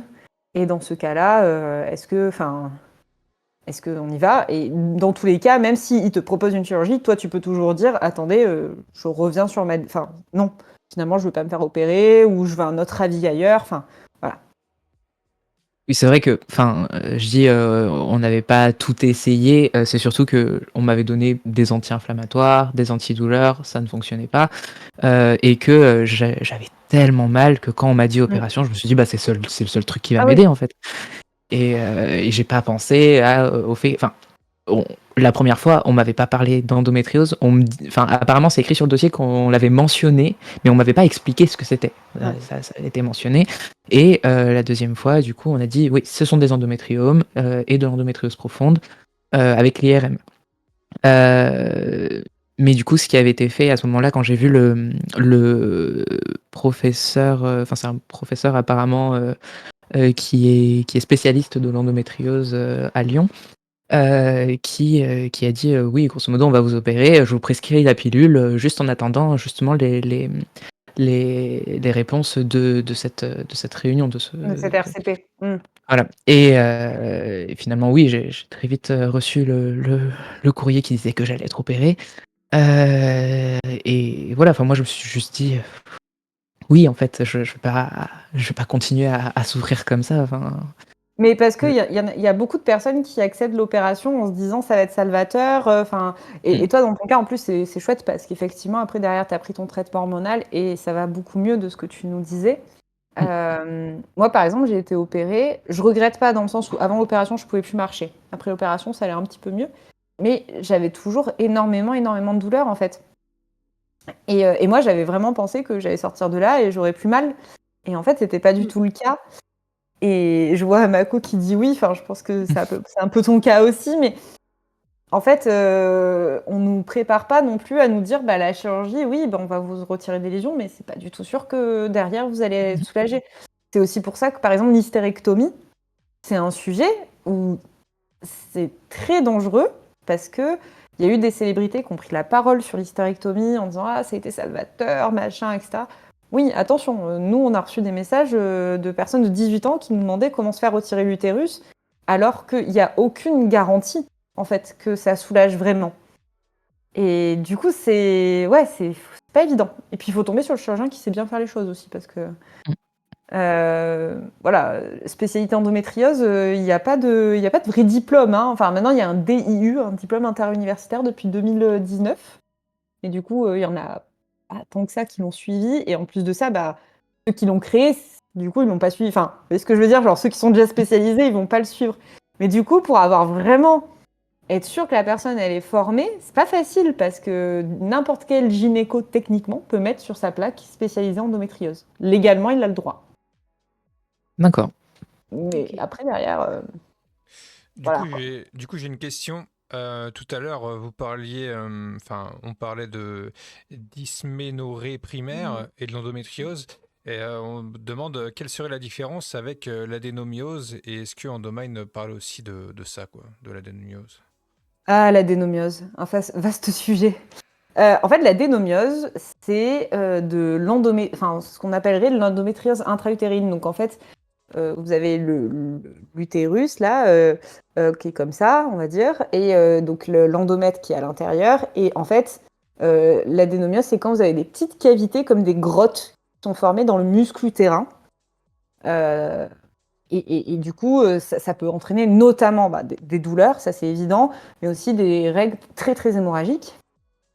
Ce qui est un peu compliqué avec l'adénomiose, c'est qu'on on lui a donné ce nom-là, et c'était souvent il y avait même des personnes à qui on disait non mais vous avez 20 ans, c'est impossible d'avoir de l'adénomiose à 20 ans. Parce que c'était la maladie de la bonne femme de 40 ans qui a eu des enfants dont l'utérus a vieilli, quoi.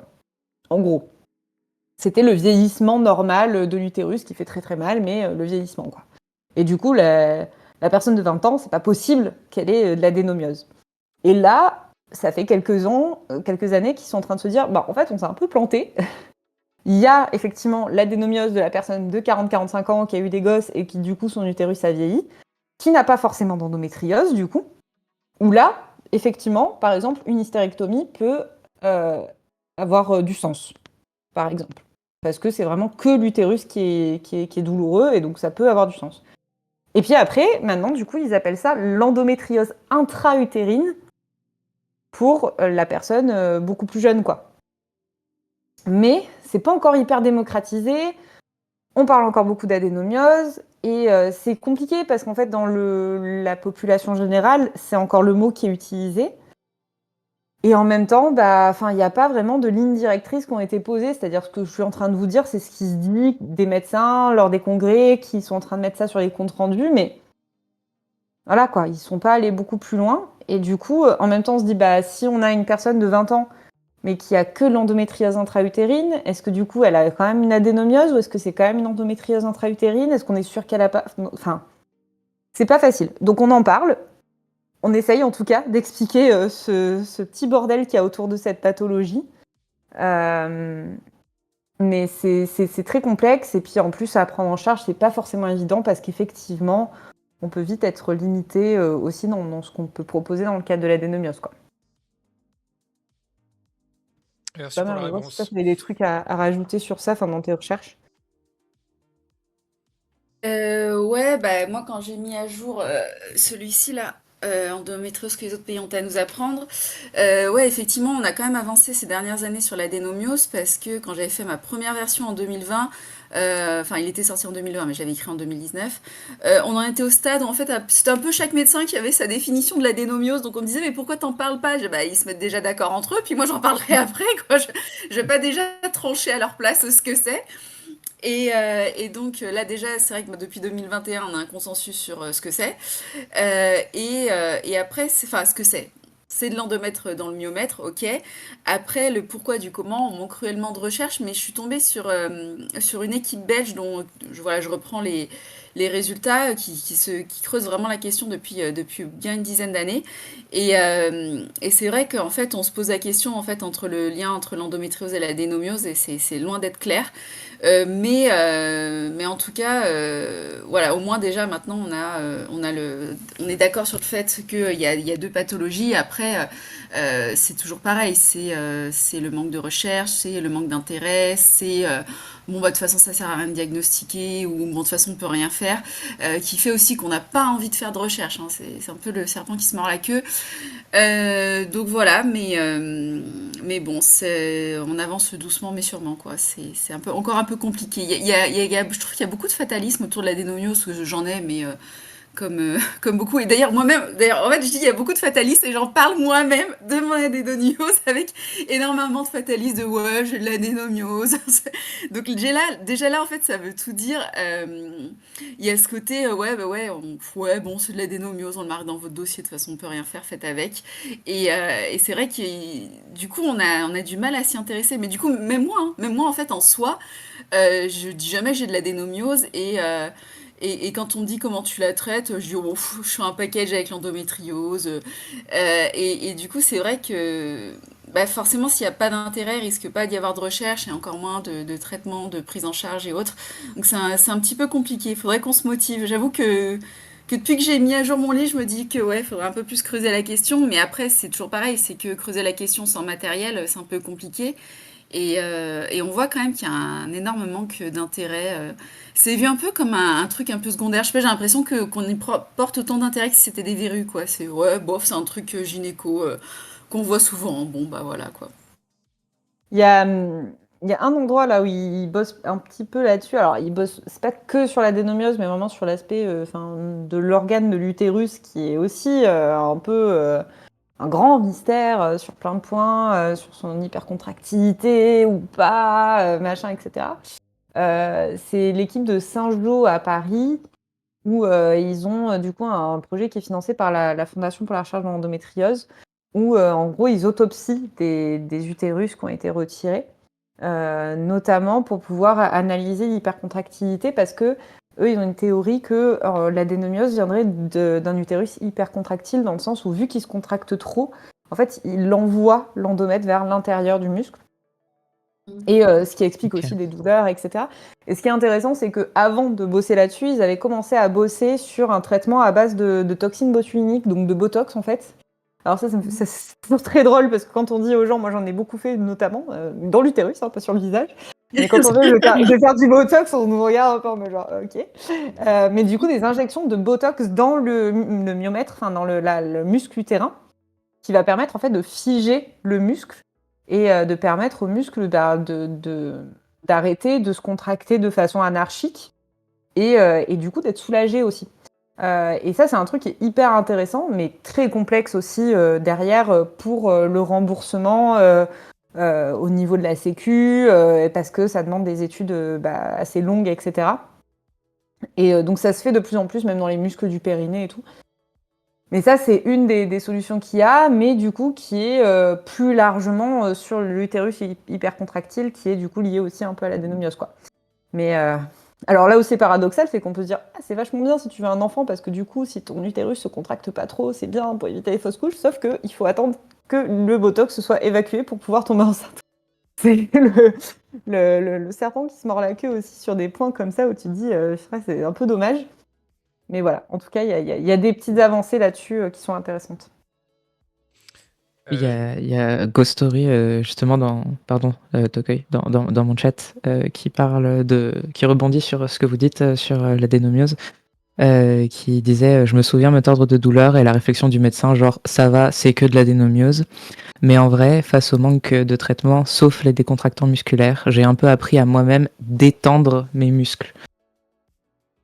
Ouais, avec la chaleur notamment, des trucs comme ça, c'est vrai que moi, je me souviens aussi Moi, il faut savoir que mon premier diagnostic, ça a été de l'adénomiose et ça a été posé au Cambodge, puisque je faisais mes stages de fin d'études là-bas. Et que les médecins au Cambodge parlent tous français, puisque la fac de médecine a été fondée par les Français. Puis ils se sont dit, on va donner les cours en français, parce que c'est vrai que apprendre la médecine n'est pas assez compliqué, autant apprendre une autre langue d'abord, puis après la médecine. Et la médecin qui me faisait l'échographie qui dit ah oui, l'adénomiose, ça pique. Regardez, oui, effectivement, c'est une jolie façon de dire que c'est absolument affreux. Mais ça pique, ouais. Mais ouais, c'est pas évident. Mais oui, il y a des trucs qui existent. Enfin, en fait, les gens, ils trouvent des solutions aussi par eux-mêmes. Hein. Très souvent, on finit par trouver ces astuces, mais c'est pas normal qu'on en arrive encore là, quoi. Enfin, Mm. Du coup, je me souvenais d'une question de... Enfin, je me souviens. Je me rappelle d'une question d'Evin Film qui était plutôt adressée à toi, Opsi. C'était comment tu voyais l'avenir, du coup, autour de Lando par rapport à ta transition, j'imagine que c'était tourné comme ça par rapport à la question. Ouais. Alors, j'attends du coup mes prochains rendez-vous avec l'endocrino pour savoir quand est-ce que je vais arrêter la pilule, parce que l'objectif c'est que je l'arrête à un moment quand même, enfin le traitement hormonal. Et j'ai cette crainte de souffrir à nouveau des douleurs que j'ai eues. On m'a beaucoup demandé quand même, tous les médecins, presque tous les médecins qui me suivent dans cette transition m'ont demandé est-ce que vous comptez faire une hystérectomie? Et on me dit pas pourquoi. Enfin, j'en suis venu à demander mais pourquoi vous me demandez tout ça en fait? C'est pas, personnellement, je ne ressens pas de dysphorie par rapport à mon utérus, donc ça ne me dérange pas de le garder. Mais vis-à-vis de l'endométriose, je me demande si ça peut avoir un impact. Je suis encore en questionnement là-dessus. J'ai pas prévu de faire d'opération plus que ça sur mon utérus. J'attends vis-à-vis de la pilule, savoir comment je vais le vivre et j'espère honnêtement que la testostérone justement va euh, prendre le dessus sur mes douleurs et les apaiser, et que je vais continuer à vivre de la manière dont je vis maintenant, parce que je m'y suis un peu trop habituée. J'ai pas envie de revenir à l'époque où je marchais en angle droit comme ça et que pour aller vomir aux toilettes et avec le ventre qui faisait 4 fois sa taille. Voilà. C'est le mystère encore, le futur. Merci pour la question. Yes, merci à Divine Féline pour la question, c'est super cool. J'ai aussi Chouchen qui pose la question, est-ce qu'en France, par rapport à d'autres pays, on a un retard par rapport à l'endométriose? Est-ce qu'il y a des avancées, est-ce qu'il y a des pays plus avancés que nous? Et du coup, j'en viens à Marie-Rose qui, du coup, c'était un des sujets qu'elle avait abordé dans le tout premier EndoStream, donc ça va lui faire plaisir de revenir dessus. Ouais, et du coup, quand j'ai mis mon livre à jour, j'étais agréablement surprise. En vrai, quand je l'ai rédigé en 2019, j'aurais pas pensé qu'on ait autant avancé en 2025. Donc bonne surprise, hein, quand les surprises vont dans ce sens-là, on est content. Non, je trouve quand même qu'on a vraiment mis un gros coup d'accélérateur. Alors après, parce que aussi, il y a quand même une prise de conscience au niveau international. Donc c'est vrai que quand il y a des consensus au niveau international, bon, généralement le reste suit aussi. Hein. Internet arrive jusque chez nous. On vit pas dans une grotte, mais c'est vrai que voilà, après il y a quand même les pays anglo-saxons sont quand même assez en avance, notamment l'Australie. Après, il y a aussi le contexte hospitalier et économique qui a énormément changé partout. Donc, par exemple, là où l'Angleterre, enfin, en ce moment, on voit qu'ils font beaucoup d'interventions au Parlement parce que, alors c'est bien, donc du coup, enfin, il y a une prise de conscience au niveau sociétal, donc les députés, les représentants mettent des coups de pression, et en même temps, quand on parle avec des gens qui vivent en Angleterre, ils nous expliquent que ça s'est énormément dégradé, parce qu'il y a un système de santé à deux vitesses entre l'hôpital public et les cliniques privées. Voilà, les pays anglo-saxons restent quand même, voilà, généralement en figure de proue, mais c'est vrai que le Covid a énormément changé de choses pour le meilleur et pour le pire. Et très souvent, malheureusement, quand même, on voit qu'il y a beaucoup de... Après, il y a vraiment une prise de conscience sur l'endométriose et ça, c'est cool, mais on voit quand même que dans la prise en charge, dans les dépenses publiques, dans les dépenses hospitalières, beaucoup de pays et de nations sont en souffrance. Et voilà, tout ça, parce qu'en fait, c'est ça aussi, c'est que la prise en charge de l'endométriose, ça dépasse les frontières. Donc ça, c'est bien qu'il y ait ces consensus internationaux qui soient mis en place. Euh, mais on est aussi dans un contexte, enfin, la prise en charge de l'endométriose, elle s'inscrit dans la prise en charge de la santé en général. Et quand cette prise en charge de la santé, quand les hôpitaux de manière en générale vont mal, faut pas espérer qu'on ait aussi un coup d'éclat sur une pathologie en particulier. Tout ça s'entraîne. Forcément, c'est une synergie.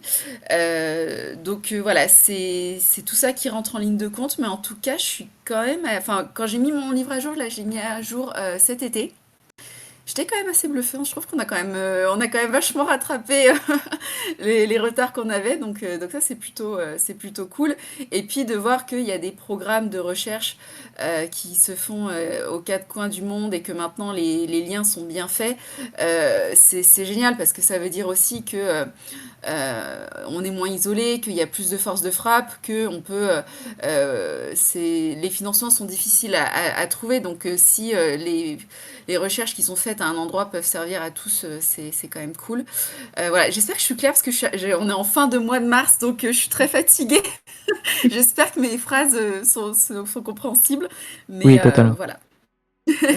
Pour rebondir sur ce que tu disais, Marie-Rose, effectivement, là où il y a eu une grosse différence aussi, c'est la stratégie nationale. Alors, qui comporte énormément de défauts, hein, parce que il y a plein de trucs Enfin, faut savoir que on a écrit beaucoup, beaucoup, beaucoup de choses.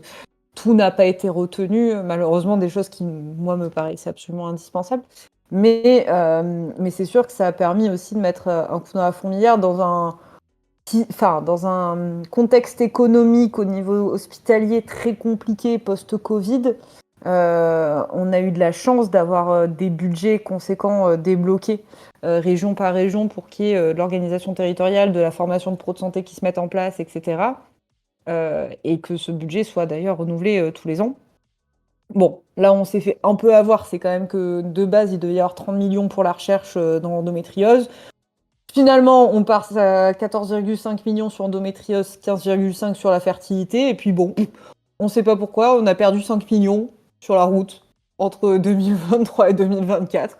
Il y a 5 millions qui sont tombés du camion comme ça, donc on n'est plus qu'à peu près 10 millions avec ce qu'on appelle le PEPR, donc qui est le plan équipement projet de recherche, un truc comme ça, l'acronyme si je me trompe pas. Mais qui est un truc, c'est sur, enfin, ça dure plus de 5 ans, enfin, c'est très très long à mettre en place. Donc on attend de voir aussi ce que ça va donner derrière, puisque là les projets de recherche ont été envoyés, ont été sélectionnés, ils sont en cours de mise en place. Mais c'est sûr qu'en fait c'est un marathon et c'est souvent ça. Il faut souvent prendre le temps de se remettre à il y a 10 ans en arrière pour se rendre compte tout le chemin qu'on a parcouru. Et moi, je vois souvent des gens qui se plaignent en disant il se passe rien pour la prise en charge, il se passe rien. Et c'est aussi frustrant de notre côté parce qu'on met tellement d'énergie à ce qu'il y ait des programmes d'éducation thérapeutique, est-ce qu'on améliore la prise en charge, est-ce qu'on forme les soignants, etc. Qu'on se dit, mais il se passe des choses, c'est juste que c'est tellement millimètre par millimètre que du coup, on n'en a pas forcément conscience et qu'il y a vraiment ce besoin de prise de recul pour le voir, quoi. Mais et puis on a quand même de la chance parce que même s'il y a plein de trucs qui sont pas forcément toujours pris en charge, on reste quand même dans un système de santé où beaucoup de trucs sont pris. Enfin moi par exemple, j'irai pas vivre en Australie. Enfin, tu vois, parce que payer 2000 balles pour passer un IRM, genre, enfin honnêtement, c'est ça me chauffe pas du tout. Je suis quand même contente d'aller à l'hôpital public, de pouvoir passer un IRM et que ça soit pris en charge, ou de pouvoir faire une PMA et de débourser quasiment rien. Enfin, faut se rappeler qu'on a quand même de la chance à ce niveau-là parce que bah, tu as des pays où, en fait, si tu as une maladie, soit tu serres les dents, soit tu t'es ruiné, quoi. Hein. Donc, Oui, c'est voilà, ça, tu c'est-à-dire meurs. qu'aux États-Unis, tu peux avoir de super chirurgiens. Bon, après, c'est pas en dessous de 30 000 dollars l'opération, quoi. C'est ça. Donc, en fait, il y a ça aussi. Il y a les avancées et il y a l'accessibilité aux avancées aussi, quoi. Donc, Bah ouais, c'est ça. J'ai une question dans mon chat quelqu'un qui demandait qu'est-ce que vous pensez de la ménopause artificielle du coup? Ben, moi, comme je disais, là, il y a un nouveau traitement qui est sorti qui permet d'avoir une ménopause artificielle, mais avec ce qu'on appelle l'adback thérapie, donc des Mm. traitements de support qui permettent de justement ne pas avoir les effets délétères et dangereux de la ménopause artificielle, puisque la ménopause artificielle, ben, en fait, Normalement, c'est 2 fois 6 mois maximum qu'on peut le faire parce que, en fait, sinon on peut développer de l'ostéoporose. Enfin, il peut y avoir plein de problèmes de santé qu'on va développer. Et c'est pas anodin, quoi. Enfin, c'est quand même violent. Donc, et pour autant, je connais des personnes qui ne sont bien que sous ménopause artificielle. Et du coup, c'est très compliqué. Donc, s'il y a une alternative qui fait ses preuves, tant mieux, quoi. Parce que c'est sûr que ça sera toujours mieux. Clairement, c'est quelque chose de très très très violent pour l'organisme, avec généralement des symptômes encore très longtemps après, même si on le fait qu'une fois. C'est pas quelque chose qu'on fait en première intention, quoi. C'est clairement si on trouve quelque chose qui marche avant et qui est beaucoup moins brutal pour l'organisme, bien sûr qu'on privilégie. Et, euh, et qu'est-ce que j'allais dire d'autre? Et oui, sachant que pour le coup, on se plaint souvent de manquer de littérature scientifique en endométriose, mais là, on manque pas de littérature scientifique, parce que c'est quand même pas si récent que ça, hein. Ça a quelques décennies, donc on a suffisamment de recul et on se rend compte que, bah, en fait, l'endométriose est beaucoup plus intelligente que nous, sinon on l'aurait déjà mis KO. Et en fait, elle est capable d'utiliser une enzyme dans le corps pour produire ses propres oestrogènes. Et donc c'est ce qui s'est passé avec moi. Donc je me suis retrouvée avec les symptômes de la ménopause chimique, les symptômes de l'endométriose en même temps. Donc c'était un pur bonheur. Voilà. Après il y en a sur qui effectivement pareil, moi j'en connais qui ne connaissent de salut que sous ménopause précoce, mais c'est pas moi enfin, voilà, au regard de comment dire. Quand vous cherchez à dégommer une mouche, vous commencez par la tapette. Vous sortez pas tout de suite le bazooka. Donc si la tapette fonctionne avant, on y va comme ça. Après, on envisage le bazooka. Euh, voilà, c'est vraiment, c'est pas le truc pour, de première intention, enfin, à mon sens, et puis de toute façon, dans les recommandations, effectivement, c'est ce qui est noté aussi, c'est pas ce qu'on envisage en première intention. Voilà, après, chaque cas est différent, et même moi, je vois les cas que je connais qui ne sont bien que comme ça, les médecins eux-mêmes sont pas capables d'expliquer pourquoi il y a si peu d'effets secondaires chez ces personnes-là, et pourquoi ça leur apporte, enfin, pourquoi chez elles, ça a autant de bons résultats et si peu d'inconvénients. Ok, merci pour vos réponses. J'ai une question de mon côté dans le chat. Est-ce qu'il existe des protocoles endométriose? Genre, quand on fait une PMA ou une FIV, on a tout un document avec les étapes et possibilités. Est-ce qu'un guide existe? Alors ça dépend en fait, ça dépend des centres de PMA. Parce que déjà, moi j'ai fait une PMA récemment, donc j'ai découvert ce monde-là qui est un délire. C'est encore et pourtant préparé hein, au système de santé, mais c'est un autre monde en fait qui est très particulier.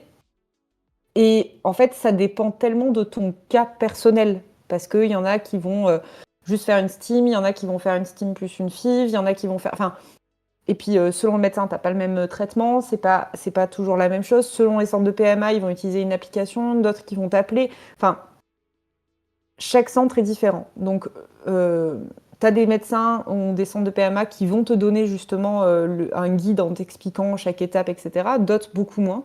Moi, par exemple, ça n'a pas été le cas. Bon, bah, du coup, j'ai pris un stylo, une feuille, et puis je me suis fait mon rétro-planning de ma période, de comment ça allait se passer, qu'est-ce que je dois faire, à quel moment, etc. Parce que je suis quelqu'un voilà, un peu organisé comme ça.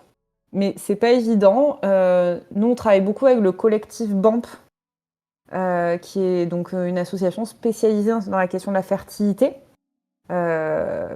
Et qui du coup voilà, fait pas mal d'éléments sur ça, communique beaucoup là-dessus, donc ça peut être intéressant de regarder ce qu'eux ils ont mis en place pour expliquer un petit peu les parcours.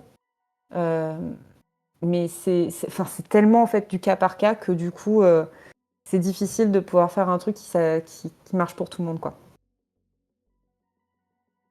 Merci.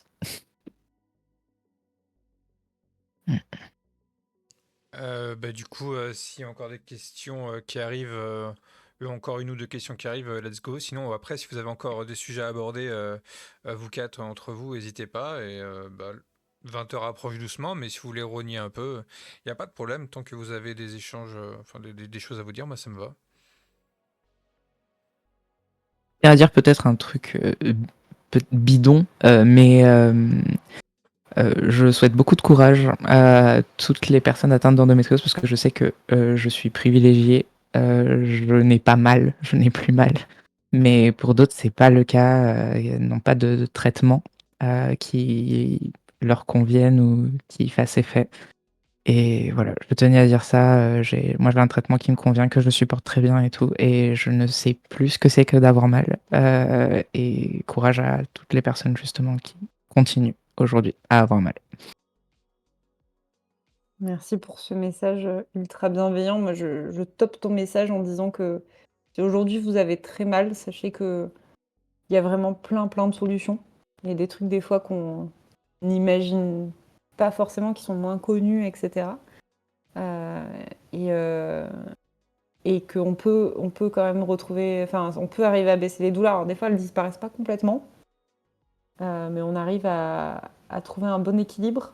Et du coup, voilà, le top message sur ce que disait Psy, c'est vraiment ne désespérez pas, dans le sens où enfin, vous avez le droit de craquer, parce que tout le monde a le droit de craquer à un moment donné et de vouloir balancer une assiette au milieu de la pièce en disant mais pourquoi ça m'arrive à moi, c'est injuste, et c'est clairement injuste.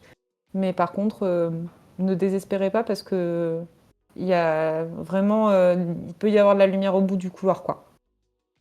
Donc, croyez-y et battez-vous. Et n'hésitez surtout jamais aussi à vous rapprocher des assos, etc. Pour avoir des infos, parce que des fois, on a l'impression qu'on a tout essayé. Et en fait, on est vraiment qu'au début du parcours. Et nous, on est là aussi pour vous orienter au maximum, quoi. J'avais une question dans mon chat, du coup, c'était est-ce que le fait de dire, par exemple pour mon cas c'est une gastro, ce n'est pas un peu la manière pour les médecins de se cacher derrière les tabous de la menstruation, notamment?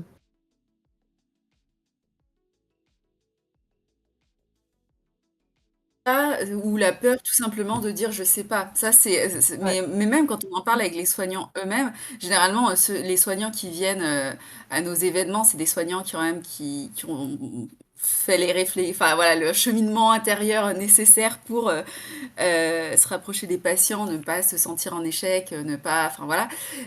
Et quand on parle avec eux, ils reconnaissent volontiers que ils sont pas éduqués pour dire je sais pas ou des choses comme ça, et que pour beaucoup d'entre eux c'est très compliqué, et que donc ils préfèrent effectivement se cacher derrière certaines choses pour ne pas avoir à dire je ne sais pas. Voilà, après on peut jamais être dans la tête des gens et savoir ce qu'ils pensent, mais c'est vrai que enfin, c'est eux-mêmes qui nous le disent hein, quand ils viennent en conférence ou autre, c'est que eux, ils en sont là aujourd'hui parce qu'ils ont fait, voilà, ils n'ont pas adhéré ou ils ont fait le chemin nécessaire pour ne plus être dans cette idée de surtout, je ne dis pas que je ne sais pas, mais que pour beaucoup de leurs collègues, c'est encore très compliqué parce que c'est souvent les plaintes qui reviennent dans ce genre d'événement, et que malheureusement les soignants qui ont fait le déplacement se prennent dans les gencives. J'aurais totalement pu entendre qu'on me dise je sais pas ce que vous avez, mais je comprends pas pourquoi le médecin est allé m'inventer des choses, me dire que c'était dans ma tête, que voilà. Et donc on en arrive à cette conclusion. Donc voilà, après c'est peut-être aussi, faut se rappeler aussi que l'endométriose c'est un peu traître parce que c'est des symptômes qui sont souvent normalisés ou des symptômes qu'on va retrouver dans d'autres choses. Par exemple, on va avoir certains symptômes qu'on va retrouver dans le syndrome de congestion pelvienne, on va avoir des symptômes qu'on va retrouver dans le syndrome du côlon irritable, des choses comme ça. Et du coup, réussir à identifier que c'est cyclique, que ça dépend du cycle menstruel pour certaines choses. Par exemple, moi je me souviens d'une patiente, elle a fait 5 pneumothorax. Je sais pas si vous imaginez quoi. Le pneumothorax, ce truc qu'on voit dans les séries télé, mais qui dans le monde réel sont pas, quand même pas aussi courants que dans Grey's Anatomy. Et en fait, personne ne comprenait d'où venaient ces pneumothorax. Avec une telle répétition, quoi. C'était complètement délirant. Il a vraiment fallu qu'il y ait un médecin qui croise ça avec le fait que tous ces pneumothorax étaient arrivés au moment des règles. Mais sans ça, en fait, personne ne comprenait d'où ça venait et pourquoi, et personne n'aurait pensé à l'endométriose. Donc, il y a ça aussi, c'est que les symptômes, des fois, il y en a voilà, qui sont diagnostiqués dans un premier temps de certaines choses, et ça marche aussi dans le sens inverse. Il y a eu Des fois, on est diagnostiqué d'endométriose et en creusant, on se rend compte que finalement, c'est autre chose. Parce qu'en fait, ça peut être des symptômes qui peuvent être aussi ceux d'une Il autre y a autre pathologie. chose en plus. Mm. Parce que Il y a autre chose. malheureusement, parce que ça, c'est aussi un sujet. C'est-à-dire qu'on peut avoir de l'endométriose, tu peux aussi avoir une maladie de Crohn, tu peux aussi avoir. Enfin, Mm. et ça, faut pas non plus se dire, je mets tous les œufs dans le même panier en me disant tous mes symptômes, c'est de l'endo, et puis c'est tout. C'est important aussi d'arriver à dissocier. Mais si je rebondis sur ce que tu dis, Marie-Rose, c'est totalement vrai. Il faut aussi garder en tête deux trucs. C'est que, d'une part, les urgences, c'est pas un lieu de diagnostic. En fait, ça, c'est la réalité. Hein, c'est que c'est pas. On n'est pas dans Grey's Anatomy, justement, où on va chercher absolument à nous poser un diagnostic avec des médecins surnaturellement beaux. On est dans un système où les urgences, c'est la cata et où, en fait, ils prennent en charge l'urgence. Si tu n'es pas en train de mourir, globalement, en fait, que tu es mal, c'est pas vraiment leur problème, en fait. Enfin, eux, ils se disent, bon, bah, c'est pas grave, hein, tu rentres chez toi, ça va passer, quoi. T'es pas en train de mourir, c'est comme ça. Donc, ils vont écarter la grossesse extra-utérine, la torsion de l'ovaire, enfin, des trucs comme ça où c'est des urgences vitales. L'autre élément, c'est que aussi, l'endométriose est rentrée au programme de médecine en 2020. Voilà, en 2020.